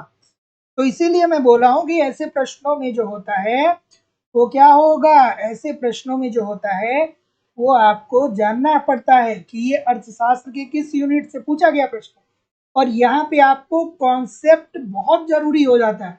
अब जैसे बहुत सारे छात्र तो ऐसे होते हैं जिनसे हम पूछ दें कि यूपी, टीजीटी, पीजीटी या किसी भी परीक्षा में आपके सिलेबस में कितने यूनिट पूछे जाते हैं, कौन कौन से यूनिट पूछे जाते हैं, तो बहुत लोग नहीं बता पाते, बहुत लोग नहीं बता पाते, ठीक है? तो ऐसी स्थिति में आप अपने सिलेबस को ठीक तरीके से पढ़िए। क्वेश्चन, अब ये प्रश्न कहाँ से है ये तो आपको पता ही चल गया हो गया होगा, ठीक है? चलिए इस प्रश्न का उत्तर करिए, इस प्रश्न का उत्तर करिए, क्या उत्तर आ रहा है सर? ये छोटी छोटी टेक्निकलिटी है, उसको पकड़े रहिए, इसको इसको ध्यान में बनाए रखिए सर, है ना? हमेशा मैं मौजूद नहीं रहूंगा आपके पास। चलिए क्या उत्तर आ रहा है? तो जितने लोग भी ऑप्शन नंबर क्या बोले, इसका तो उत्तर सभी लोग करेंगे कि जहाँ पे देखिए सर जी, एक क्रेता हो और एक विक्रेता हो, अर्थात क्रेता अधिकार वह बाजार स्थिति है जिसमें बेचने वाला भी एक होगा और ये बहुत जरूरी है कि खरीदने वाला भी एक ही होगा। तो जितने लोग भी बी बोल रहे हैं सभी लोग का उत्तर यहाँ पे बिल्कुल ठीक हो जाएगा। अल्पाधिकार बाजार के लिए क्या एक सही है? अल्पाधिकार के लिए क्या सही है? और देखिए लापरवाही नहीं करनी है भैया, एक बात आप लोग समझ लीजिए, जैसे बहुत सारे लोग ऐसे हैं जिनको ये लगता है कि पता नहीं कब परीक्षा होगा, होगा तो देखा जाएगा। तो एक बात समझ लीजिए कि जो वर्तमान समय में गवर्नमेंट है उसमें यही देखा गया है कि 30 दिन पहले, 40 दिन पहले बताया जाता है कि आपकी परीक्षा यहाँ पे है, ठीक है? तो 30, आपको बहुत ज़्यादा समय नहीं दिया जाएगा, अगर जो परीक्षा का डेट अनाउंस कर दिया जाएगा तो आपको बहुत ज़्यादा समय नहीं मिलेगा। तो इस बात को आप ध्यान में रखिएगा, ठीक है? एकदम मेहनत करके पढ़ना, तब तक जब तक सिलेक्शन ना हो जाए, ठीक है? तब तक जब तक सिलेक्शन ना हो जाए। एकदम मेहनत से लगे रहना। क्या उत्तर होगा भाई?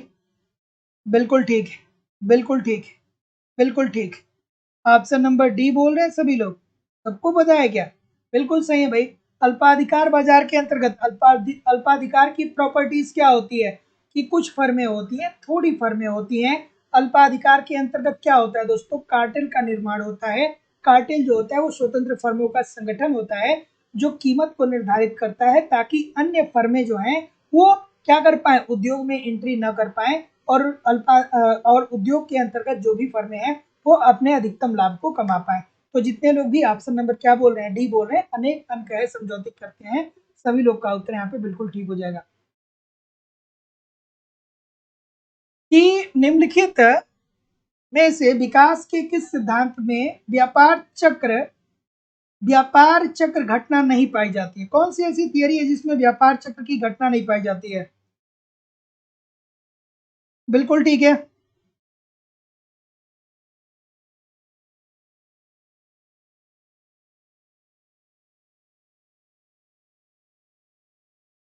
बिल्कुल ठीक है। व्यापार चक्र की घटना नहीं पाई जाती है। बहुत अच्छी बात है। कुछ लोग ए बोल रहे हैं। जितने लोग भी ए बोल रहे हैं मैं क्या बताऊं आपको, ये नहीं नहीं क्यों नहीं पढ़ रहे हैं भाई?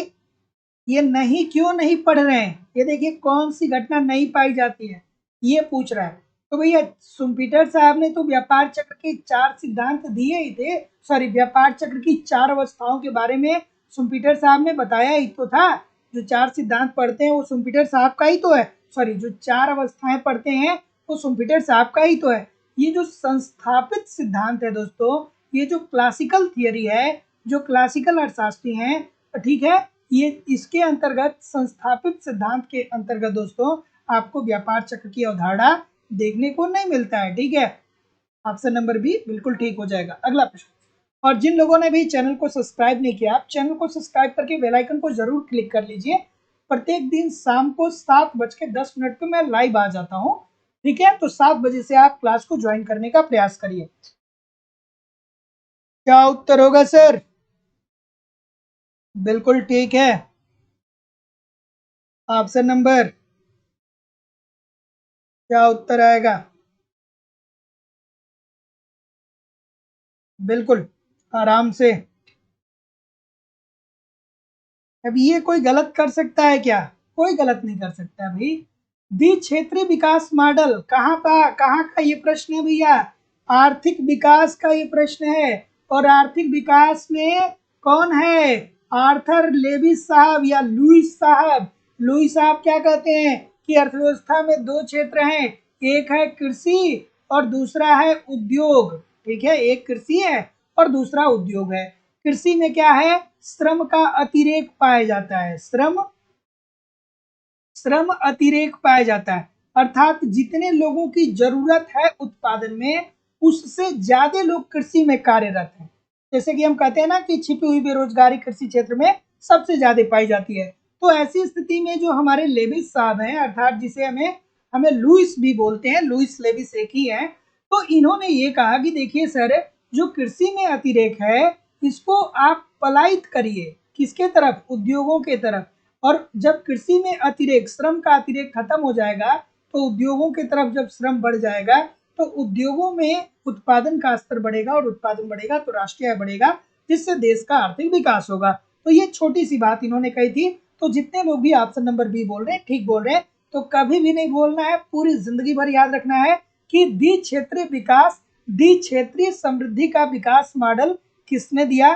तो द्विक्षेत्रीय मतलब 2 क्षेत्र की बात कौन करता है, अर्थात द्विक्षेत्रीय विकास मॉडल की बात कौन करता है? तो आर्थर लेविस साहब या लुईस साहब, जो ये कहते हैं कि अर्थव्यवस्था में 2 क्षेत्र हैं, एक है कृषि और दूसरा है उद्योग।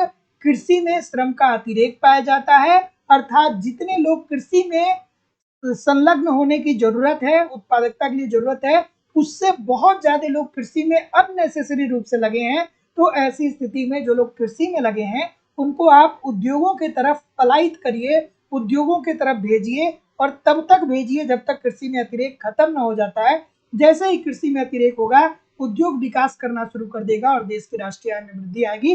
और देश की राष्ट्रीय आय में वृद्धि आएगी तो क्या होगा, क्या होगा कि देश का आर्थिक विकास होगा। अगला प्रश्न है भाई, बेहतरीन सा है, बहुत बार अलग अलग परीक्षाओं में पूछा गया है। और जिन लोगों ने भी लाइव स्टडी इलाहाबाद का मोबाइल एप्लीकेशन नहीं डाउनलोड किया, डाउनलोड कर लीजिएगा। डिस्क्रिप्शन बॉक्स में टेलीग्राम का लिंक दिया गया है, टेलीग्राम को भी आप ज्वाइन कर लीजिएगा, ठीक है। चलिए सर बताइए, लाइक और शेयर जरूर करते रहा करिए, लाइक और शेयर जरूर करते रहा करिए सर। इतना बड़ा है कि आप एग्जाम में क्या करेंगे, घबरा जाएंगे इस प्रश्न को देख करके कि अरे इतना पढ़ना पड़ेगा।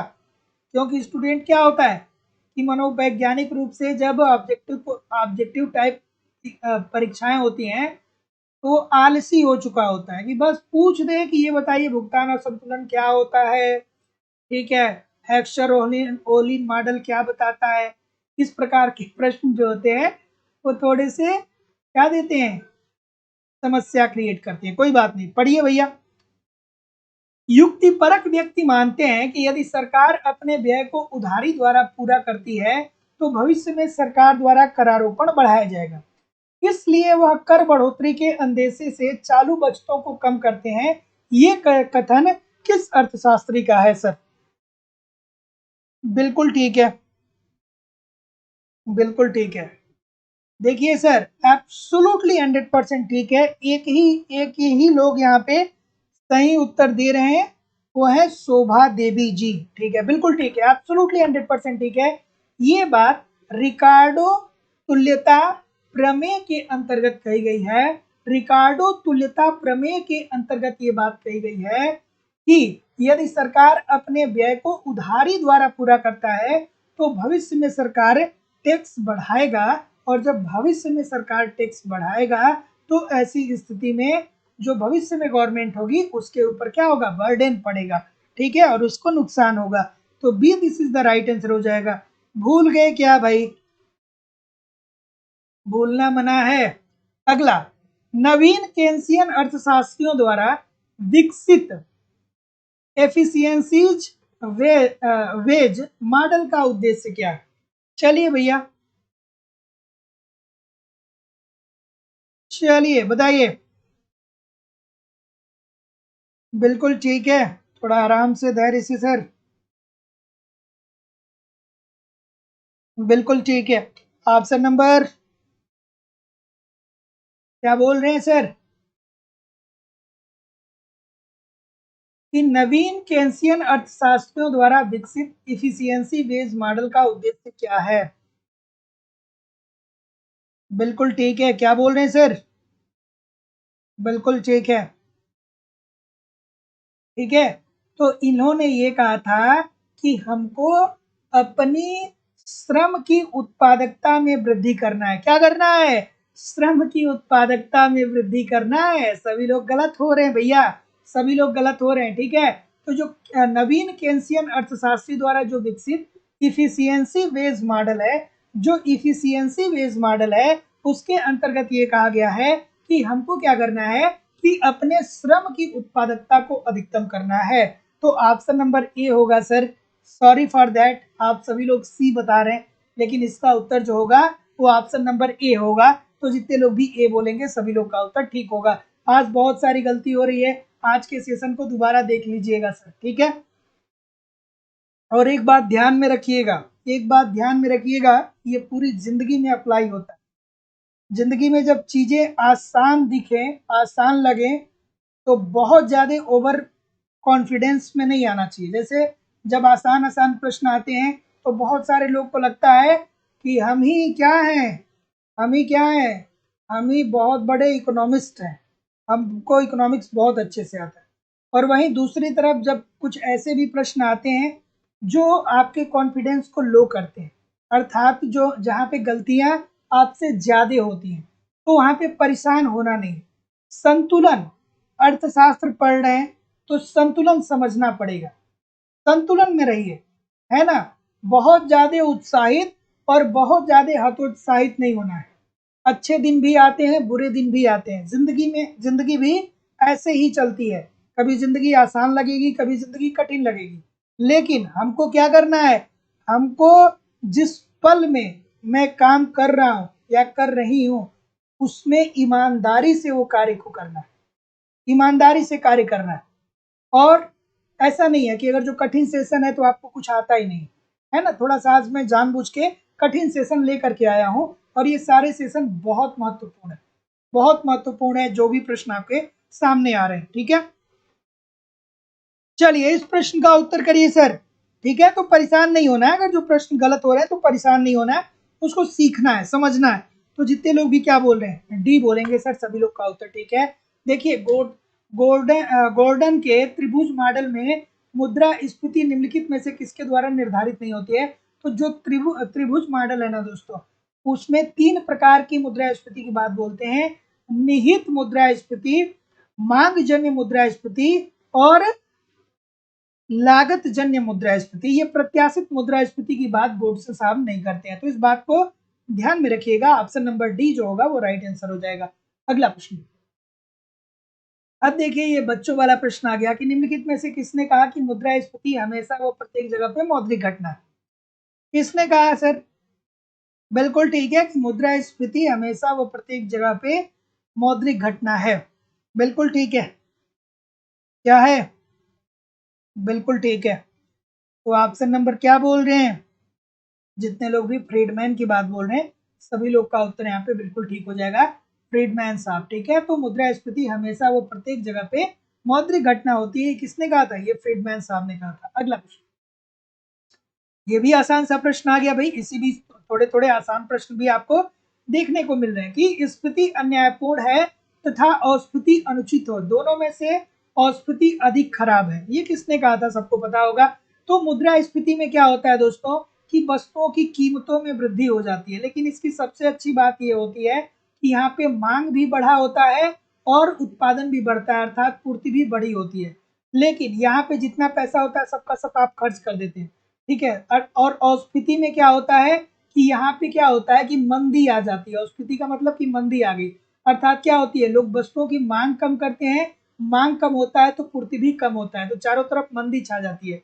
तो यहाँ पे पैसा तो होता है, यहाँ पे पैसा होता है, लेकिन सारा का सारा पैसा आप खर्च कर देते हैं, यहाँ पे आपके पास पैसा होता ही नहीं है, ठीक है। तो दो स्थिति आपको दी जाए, हम कहें कि आपको 1 लाख रुपए हम महीना दे रहे हैं और एक तरफ कहें कि 1,000 रुपये महीना दे रहे हैं, लेकिन शर्त यह है कि आपको दोनों कंडीशन में सारा पैसा खर्च कर देना है, अपने पास नहीं रखना है। तो आप कहेंगे कि अरे सर 1 लाख रुपया पूरा खर्च करेंगे, क्या करना है, ठीक है। तो ये वाली अच्छी है, लेकिन मंदी 1,000 रुपये महीना नहीं चल पाएगी। तो ये किसने कहा था, केन साहब ने कहा था। तो जितने लोग भी बी बोल रहे हैं बिल्कुल ठीक बोल रहे हैं। अगला प्रश्न कि मुद्रावादियों के मुद्रा प्रसार नियम के अनुसार मुद्रा पूर्ति बढ़ानी चाहिए। सभी लोग एक बार वीडियो को लाइक और शेयर कर दिया करिए, ठीक है। चलिए इस प्रश्न का उत्तर करिए कि मुद्रावादियों के मुद्रा प्रसार नियम के अनुसार मुद्रा पूर्ति बढ़ानी चाहिए। कब बढ़ानी चाहिए सर, हाँ वही तो मैं बोल रहा हूँ, 1 लाख खर्च करेंगे, बिल्कुल ठीक है। अब ये कॉन्सेप्चुअल प्रश्न है, अगर जो पूरे कॉन्सेप्ट को पढ़े होंगे तो जानते होंगे, नहीं पढ़े होंगे तो नहीं जानते होंगे।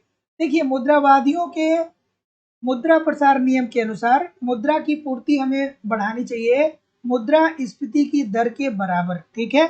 तो जितनी मुद्रा स्फीति की दर है उसी के अनुसार हमें क्या करना चाहिए, मुद्रा बढ़ाना चाहिए। देखिए मुद्रावादियों का कहना यह था कि देखिए अगर जो मुद्रा की पूर्ति कौन बढ़ाएगा, मुद्रा की पूर्ति आरबीआई बढ़ाएगा, ठीक है, आरबीआई, ठीक है, आरबीआई बढ़ाएगा। तो इनका ये कहना था, उस टाइम तो आरबीआई नहीं था लेकिन फिर भी समझाने के लिए मैं बता दे रहा हूँ। उन्होंने ये कहा कि देखिए सर जी, अगर जो अर्थव्यवस्था में मतलब ये 2021 है, ये 2022 है, ठीक है। तो 2021 में अगर जो वस्तुओं का मूल्य 100 रुपए है और 2022 में वस्तुओं का मूल्य क्या हो गया, 105 रुपए हो गया। इट मीन्स की 5% जो है वो मुद्रा स्फीति बढ़ी है, अर्थात 5% महंगाई बढ़ी है। तो मुद्रा पूर्ति भी कितना बढ़ाना चाहिए, 5% ही बढ़ाना चाहिए, अर्थात जितनी मुद्रा स्फीति बढ़ी है उतना ही क्या होना चाहिए कि मुद्रा की पूर्ति भी बढ़ानी चाहिए अर्थव्यवस्था में, ठीक है। इस बात को आप ध्यान में रखिएगा। अगला प्रश्न कि यदि मांग जमा पर नगद कोष अनुपात 20% है तो मुद्रा गुणक का मान क्या होगा? चलिए, मौसम कुमारी जी, सदानंद मिश्रा जी, वृष्टि शर्मा जी, कोई इकोनॉमिस्ट भी है इसमें, ठीक है, रीता कश्यप जी, कुमारी जी, बिल्कुल ठीक है, पूजा मिश्रा जी, सपना सोनी जी, किरण देवी जी, अरुधति देवी जी, अनीश कुमार पांडे जी, चलिए, एसएसपी जी, ब्यूटी सिंह जी, अफजल हसन जी, चलिए कमेंट करके बताइए सर। सभी लोग वीडियो को एक बार लाइक और शेयर जरूर कर दिया करिए, निवेदन है सभी लोगों से। ये बोल रहे हैं क्या सर, क्या संबंध होता है नगद मुद्रा कोष, नगद मुद्रा कोष और मुद्रा गुणक में क्या संबंध होता है? तो जैसा कि मैं देख पा रहा हूं, मुद्रा कोष इज इक्वल टू क्या होता है, मुद्रा कोष इज इक्वल टू क्या होता है, ये होता है 1/, नगद जमा कोष। क्या होता है? नगद जमा कोष इंटू क्या होता है 100। तो नगद 1/, नगद जमा कोष कितना दिया गया है 20 इंटू 100, कितना हो जाएगा 20×5 5 हो जाएगा ना सर। तो जितने लोग भी ए बोल रहे हैं सभी लोग का उत्तर यहाँ पे बिल्कुल ठीक हो जाएगा। अगला प्रश्न, अगला प्रश्न, निम्नलिखित में से कर युग्म कौन सा इसमें से प्रत्यक्ष कर है भाई? प्रत्यक्ष कर को छाटिए और जो लोग भी क्या कर रहे हैं, सब्सक्राइब नहीं किया है चैनल को सब्सक्राइब कर लीजिए। चलिए भाई, ठीक है, क्या उत्तर आ रहा है भाई कि कौन सा इसमें से प्रत्यक्ष कर है? प्रत्यक्ष कर क्या होता है? ऐसा कर जो हमारे हाथ से सीधे गवर्नमेंट के कोष में चला जाता है, उसे हम प्रत्यक्ष कर बोलते हैं। और अप्रत्यक्ष कर क्या होता है? ऐसा कर जो हम किसी वस्तु को परचेज करते हैं तो सबसे पहले वो क्या जाता है, दुकानदार के पास जाता है, मतलब कई हाथों में होते हुए वो गवर्नमेंट के पास पहुंचता है। ठीक है, ऑप्शन नंबर ए बोल रहे हैं कि देखिए सर जी, आयकर और संपत्ति कर ये प्रत्यक्ष कर होता है, बिल्कुल ठीक है सर। और पूंजीगत लाभ और निगम कर ये भी प्रत्यक्ष कर होता है, जबकि बिक्री और संपत्ति ये गलत है, ये ऑप्शन ही गलत दिया गया है। ठीक है, तो जितने लोग भी ए बोल रहे हैं 1 और 3 सभी लोग का उत्तर यहाँ पे बिल्कुल ठीक हो जाएगा। अगला, निम्नलिखित में से कौन सा कर आय नहीं है? कर के द्वारा प्राप्त आय इसमें से कौन सा नहीं है? बच्चों वाला प्रश्न है सर, छोटे से बच्चों वाला प्रश्न है ना। कितने सारे लोग क्लास देख रहे हैं, लाइक क्यों नहीं है भाई? इतने सारे लोग, जितने लोग लाइव हैं उतना भी लाइक नहीं है। सभी लोगों से निवेदन है कि क्लास आपकी है तो लाइक और शेयर तो बनता है भाई, थोड़ा सा लाइक शेयर किया करिए। चलिए, क्या उत्तर आ रहा है सर? ऑप्शन नंबर, आसान है, बहुत आसान है, छोटी सी बात है, बच्चों वाली बात है कि कौन सा कर आय नहीं है, मतलब कर के द्वारा अर्जित आय कौन सा नहीं है? तो आप कहेंगे सर जी लाइसेंस शुल्क। ठीक है, जब आप लाइसेंस बनवाने जाएंगे तो आपको फीस देना पड़ता है। ठीक है, ये एक शुल्क देना पड़ता है, ये टैक्स नहीं है। जब आप सरकारी स्कूल में पढ़ने जाते हैं तो आप फीस देते हैं, कर नहीं देते हैं। जब आप ड्राइवरी लाइसेंस बनवाने जाते हैं तो आप वहां पे आरटीओ फीस देते हैं, न कि आप कर देते हैं। तो फीस अलग होता है, अर्थात शुल्क अलग होता है, और कर अलग होता है, टैक्स अलग होता है। ठीक है, अगला, कि आईएमएफ, विश्व बैंक व आईएमएफ क्रमशः देते हैं। विश्व बैंक कब अस्तित्व में आता है भैया? विश्व बैंक कब अस्तित्व में आता है? 1945 में। कब कार्य शुरू करता है? 1946 में। ठीक है, और आईएमएफ अंतरराष्ट्रीय मुद्रा कोष कब गठन होता है? 1945 में। कार्य कब शुरू करता है? 1947 में। अर्थात विश्व बैंक 1 वर्ष बाद और अंतरराष्ट्रीय मुद्रा कोष 2 वर्ष बाद। इन्हें क्या बोलते हैं? इन्हें बोलते हैं जुड़वा संस्था। ठीक है, जुड़वा संस्था इन्हें बोला जाता है। ठीक है, जुड़वा संस्था बोला जाता है। तो विश्व बैंक जो होता है वो दीर्घकालिक ऋण देता है, बिल्कुल ठीक है, अर्थात 20 वर्ष या उससे ज्यादा के लिए ऋण देता है। और आईएमएफ अंतरराष्ट्रीय मुद्रा कोष जो होता है ये अल्पकालीन ऋण देता है। तो जितने लोग भी ऑप्शन नंबर ए बोल रहे हैं सब अच्छा बोल रहे हैं। अगला, आईएमएफ के किसी सदस्य देश का स्वतः उधारी का निर्धारण किसके द्वारा होता है? चलिए सर बताइए क्या उत्तर होगा। बिल्कुल ठीक है। तो देखिए आईएमएफ आप सभी लोग को पता ही है कि अंतर्राष्ट्रीय मुद्रा कोष जो है वो अपने सदस्य राष्ट्र को भुगतान असंतुलन को दूर करने के लिए क्या करता है, साख प्रोवाइड कराता है। किसके रूप में? एसडीआर के रूप में, अर्थात विशेष आहरण अधिकार के रूप में। और ये जो विशेष आहरण अधिकार या एसडीआर जो होता है ये एक केवल वही खाता प्रविष्टि होती है, वास्तविक रूप में ये कोई मुद्रा नहीं होती कि इसे हाथ में लेकर के आप देख सकते हैं। ठीक है, 1970 के पहले अमेरिकी डॉलर था, लेकिन कुछ पश्चिमी देश थे जिन्होंने इसका विद्रोह कर दिया। उसके बाद एसडीआर आता है दोस्तों 1971 से। ठीक है, तो अब इस प्रश्न का उत्तर करिए। तो क्या उत्तर होगा भाई? बी बोल रहे हैं, बिल्कुल ठीक बोल रहे हैं कि आईएमएफ फंड में इस देश के अभ्यंश से। ठीक है, तो आईएमएफ का के फंड में देश का अंश कितना है, मतलब देश ने कितना पैसा रखा है, उसी के आधार पे दोस्तों उसको साख प्रदान किया जाता है। आपको पता है कि जब आईएमएफ की स्थापना हुई थी तो भारत जो था वो क्या था, इनका सदस्य देश था। ठीक है, लेकिन कुछ दिनों बाद क्या हुआ, कुछ सालों बाद क्या होता है कि भारत को बहुत सारी समस्याओं का सामना करना पड़ता है और इस वजह से जो वो आईएमएफ से ऋण लिया रहता है वो वापस भारत नहीं कर पाता है। तो ऐसी स्थिति में क्या होता है कि भारत आईएमएफ के सदस्यता को त्याग देता है, मतलब बाहर हो जाता है। अगला प्रश्न ये रहा सर, हेक्सरोलिन कोई है जिसको नहीं आता होगा? ये प्रश्न सबको आता होगा यार। ठीक है, हेक्सरोलिन साहब क्या बोलते हैं,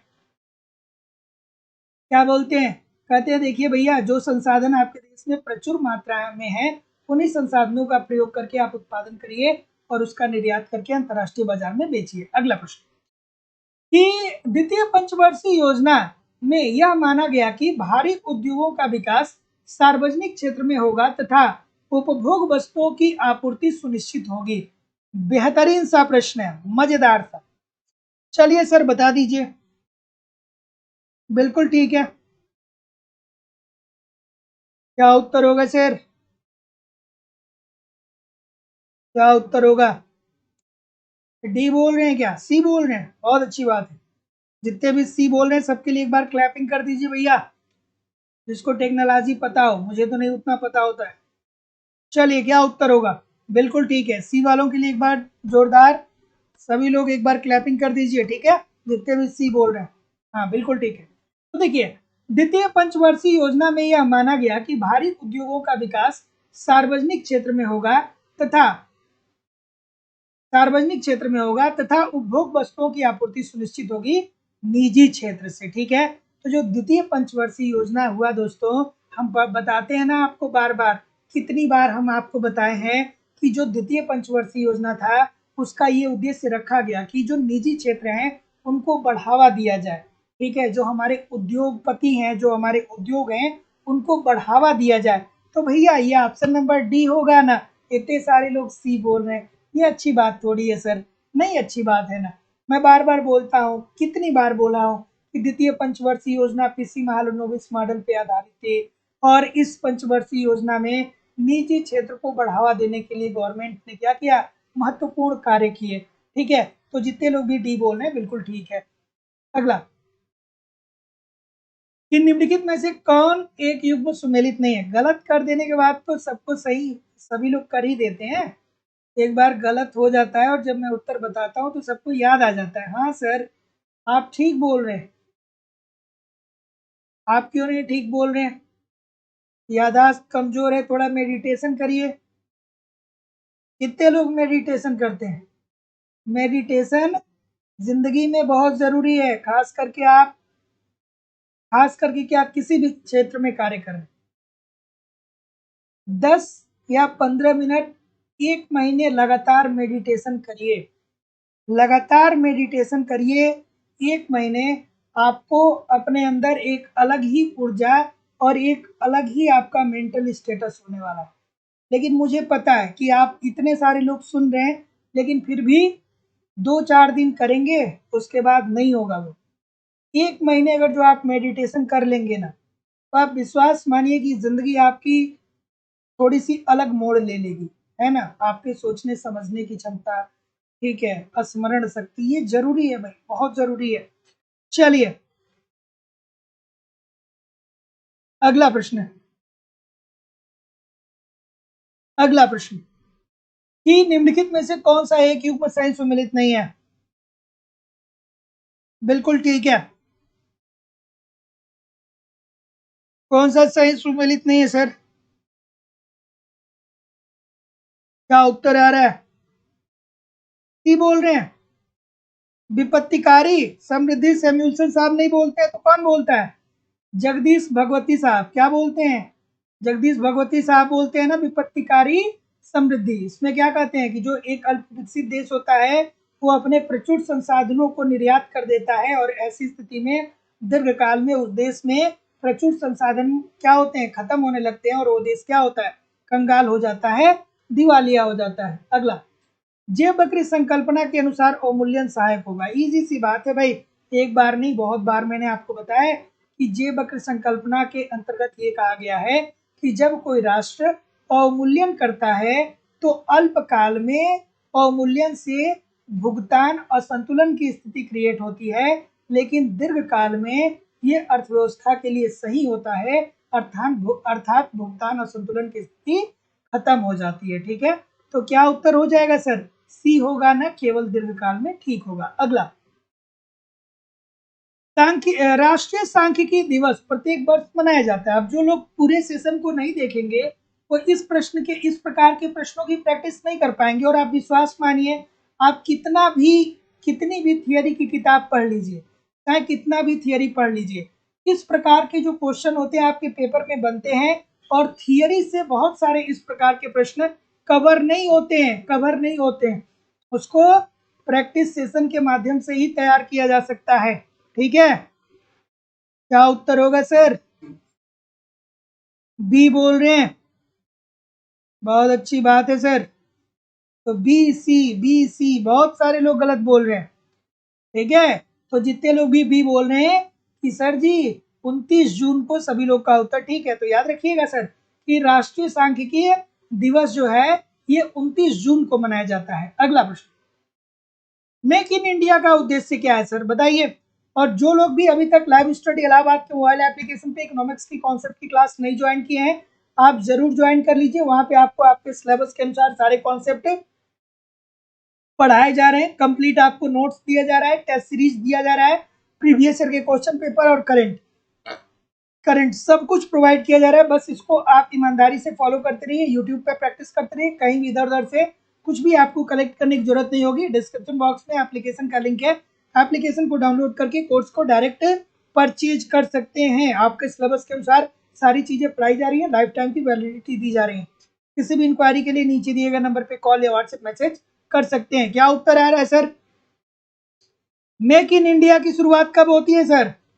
कमेंट करके बताइए कि मेक इन इंडिया की शुरुआत कब होती है। तो इसका उद्देश्य बिल्कुल ठीक है कि ये था कि हम अपने निवेश को अधिक करें, नए नए टेक्नोलॉजी को खोजें, अर्थात नए परिवर्तन को करें, कौशल विकास करें, लोगों का कौशल विकास हो जिससे उत्पादकता बढ़े, और साथ ही साथ बौद्धिक संपदा को भी सुनिश्चित करें। तो इन सभी उद्देश्यों को प्रोत्साहन देना। ठीक है, अगला प्रश्न, प्रधानमंत्री भारत जोड़ो परियोजना का संबंध किससे है? अब जैसे बहुत सारे लोग जब परीक्षा में बैठेंगे तो इसको जोड़ो को पता है क्या पढ़ लेंगे, छोड़ो पढ़ लेंगे। ठीक है, प्रधानमंत्री भारत छोड़ो परियोजना। ठीक है, ऐसा होता है पेपर में, आप विश्वास मानिए। क्योंकि आप क्या है ना कि ये बात समझने वाली बात है जो मैं बता रहा हूँ। आप कहीं ना कहीं टेलीविजन पे या कहीं ना कहीं अलग अलग जगहों पे देखते रहते हैं कि इस प्रकार का स्लोगन चलता रहता है।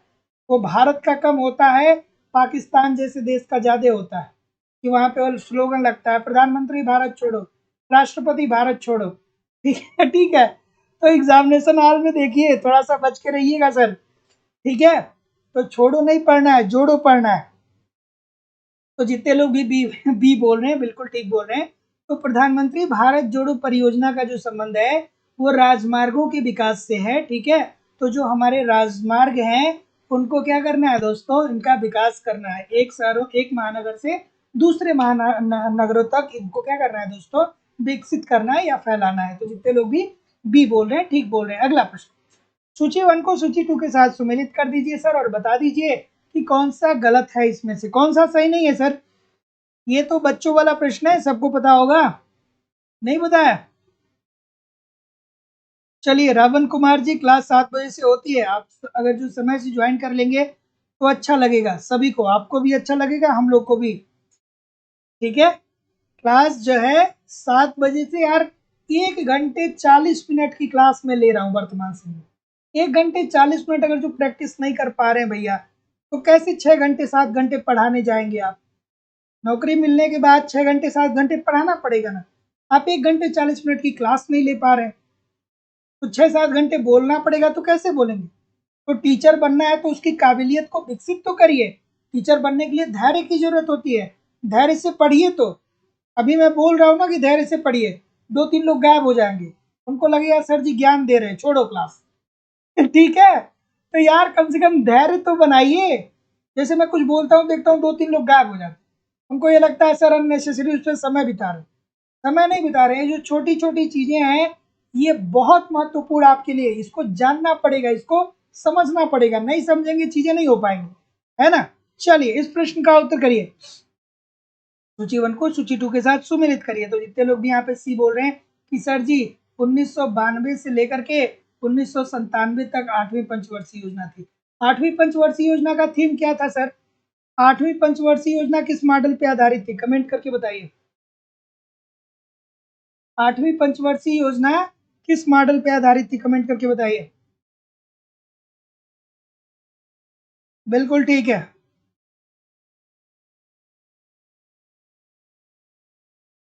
सर, धैर्य नहीं है। अरे भाई, अगर जो धैर्य नहीं है तो धैर्य खोकर ही क्या किया जा सकता है? अगर जो हमारे पास आपके पास हम लोग धैर्य से नहीं रह पा रहे हैं तो क्या किया जा सकता है? आप और हम, चाहे कोई भी जो धैर्य बना करके जिंदगी नहीं जी रहा है, वो खुद अपना ही नुकसान करेगा। तो धैर्य तो एक अनिवार्य चीज है जीवन में, है ना। धैर्य एक अनिवार्य है आपके लिए, अगर जो जीवन जीना है तो। बहुत सारे लोग कहते हैं हमसे धैर्य नहीं होता है, तो धैर्य बनाएंगे नहीं तो खुद परेशान होंगे, दूसरे को क्या परेशान कर पाएंगे, है ना। चलिए, इस प्रश्न का उत्तर करिए कि अंत्योदय प्रोग्राम का उद्देश्य क्या है। तो धैर्य टूटे नहीं, इसके लिए सबसे बेहतर है कि जिंदगी में जो है उसको पर्याप्त समझिए, कि हमारे पास जितना है उतना ठीक है, जिंदगी चल रहा है। एक तरफ पर्याप्त समझिए और दूसरी तरफ जिंदगी में बहुत कुछ पाने का प्रयास करिए, है ना। एक तरफ ये सोचिए कि जो है भगवान ने जो दिया है वो ठीक है यार, कोई दिक्कत नहीं, हम जिस कंडीशन में, उस कंडीशन में करोड़ों लोग नहीं है, और जो नहीं है उसको पाने का प्रयास करिए, धैर्य नहीं खोना है, ठीक है। चलिए, अगला प्रश्न आपके सामने ये रहा कि अंत्योदय प्रोग्राम का उद्देश्य क्या है सर। तो अभी तो मैंने बताया था ये प्रश्न कुछ देर पहले, अभी तो मैंने कुछ देर पहले बताया था ये प्रश्न। क्या उत्तर होगा? ए होगा ना, कि जो गरीबों में सबसे ज्यादा गरीब है उसकी सहायता करना। इसकी शुरुआत 2000 में होती है, सन 2000 में इसकी शुरुआत होती है, और इसके अंतर्गत जो गरीबों में सबसे गरीब है उनको 35 केजी चावल देने का प्रावधान किया गया। 3 रुपए पर केजी के हिसाब से चावल, और 2 रुपए पर केजी के हिसाब से क्या, गेहूं, ठीक है। इस बात को ध्यान रखिएगा। चलिए, अगला कि भारत में अपनाए गए महालनोबिस मॉडल के साथ निम्नलिखित में से किस अन्य अर्थशास्त्री का नाम जुड़ा हुआ है? महालनोबिस के साथ और कौन अर्थशास्त्री जुड़े हैं भाई? बिल्कुल ठीक है, ठीक है,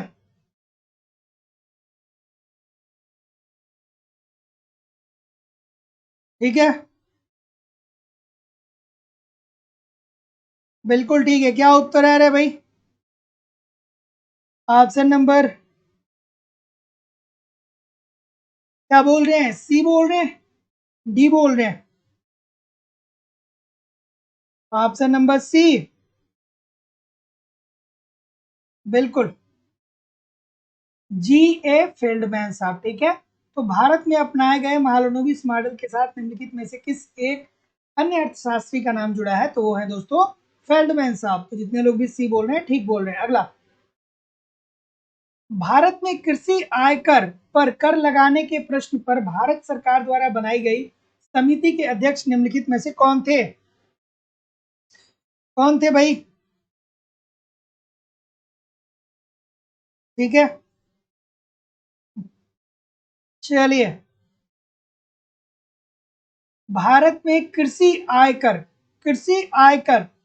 मतलब कृषि में से जो आयकर अर्जित की जाए वो कैसे की जाए, कितनी की जाए, जिससे किसानों को नुकसान भी ना हो, गवर्नमेंट को थोड़ा बहुत उससे आय भी प्राप्त हो जाए, इसके लिए एक समिति बनाई गई थी। और इस समिति के जो अध्यक्ष थे वो कौन थे? ये राज साहब थे, ठीक है।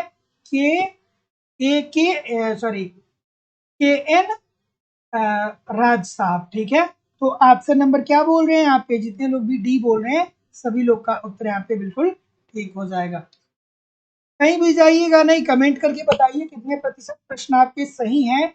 और जिन लोगों ने भी चैनल को सब्सक्राइब नहीं किया, चैनल को सब्सक्राइब कर लीजिए। प्रत्येक दिन शाम को 7 बजे से आपकी क्लास होती है। और आपकी इकोनॉमिक्स की दूसरी क्लास जो है दोस्तों, लाइव स्टडी इलाहाबाद के मोबाइल एप्लीकेशन पे होती है। यहाँ पे आपको इकोनॉमिक्स के सारे कॉन्सेप्ट सिंपल, सटीक, साधारण भाषा में आपके सिलेबस के अनुसार पढ़ाए जा रहे हैं। आपको ए टू जेड इकोनॉमिक्स के सारे कॉन्सेप्ट जो आपके सिलेबस में वर्णित हैं, उस सिलेबस के अनुसार आपको इकोनॉमिक्स के सारे कॉन्सेप्ट यहाँ पे पढ़ाए जा रहे हैं।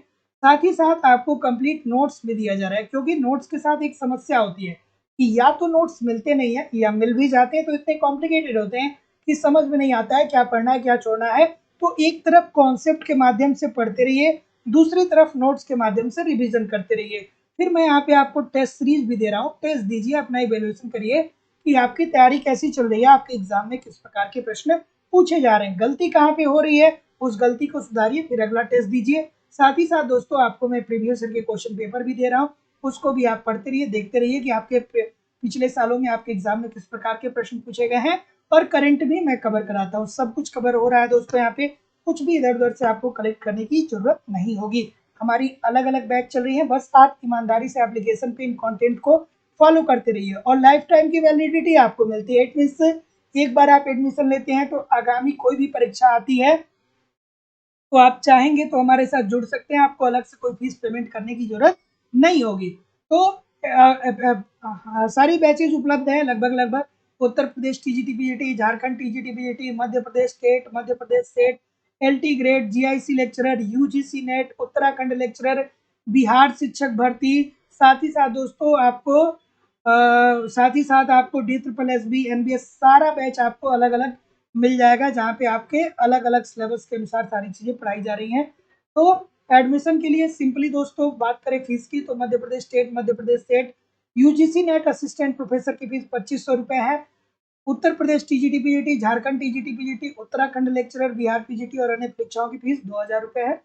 तो सिंपली आपको दोस्तों गूगल पे, फोन पे या पेटीएम के माध्यम से ये जो नीचे नंबर आ रहा है इस पे फीस पेमेंट करना होगा। मैं एक बार लिख भी दे रहा हूँ, या इस QR कोड को भी स्कैन कर सकते हैं। 94 15 863 873, इस नंबर पे आपको फीस पेमेंट करना होगा गूगल पे, फोन पे या पेटीएम के माध्यम से। और इसका स्क्रीनशॉट आपको इसी व्हाट्सएप नंबर पे सेंड करना होगा, या आप इस नंबर पे किसी भी इंक्वायरी के लिए कॉल कर सकते हैं, व्हाट्सएप मैसेज कर सकते हैं, या आप चाहें तो डिस्क्रिप्शन बॉक्स में जाइए, एप्लीकेशन को डाउनलोड कर लीजिए, वहां से डायरेक्ट भी कोर्स को परचेज कर सकते हैं। So thank you very much everybody. कल मिलते हैं हम लोग शाम को 7 बजे एक नए उत्साह, नए एनर्जी के साथ। आप पढ़ते रहिए, मनोबल बनाए को ऊंचा रखिए, क्योंकि जीतता वही है जो क्या करता है, जो जीतता वही है भैया जो क्या करता है, लगातार निरंतर प्रयास करता है, मनोबल को ऊंचा रखता है, निगेटिव चीजों को साइड रखता है, पॉजिटिव चीजों को हमेशा आगे रखता है। हमेशा जीतता वही है, और आप भी जीतेंगे अगर जो ऐसा कर रहे हैं तो। मिलते हैं लोग नेक्स्ट क्लास में कल शाम को 7 बजे। आप पढ़िए, आगे बढ़िए। कोई भी इंक्वायरी हो तो नीचे दिए गए नंबर पे कॉल करिए या व्हाट्सएप मैसेज करिए। Thank you very much everybody. मिलते हैं नेक्स्ट क्लास में, तब तक के लिए पढ़ते रहिए, आगे बढ़ते रहिए। नमस्कार, धन्यवाद।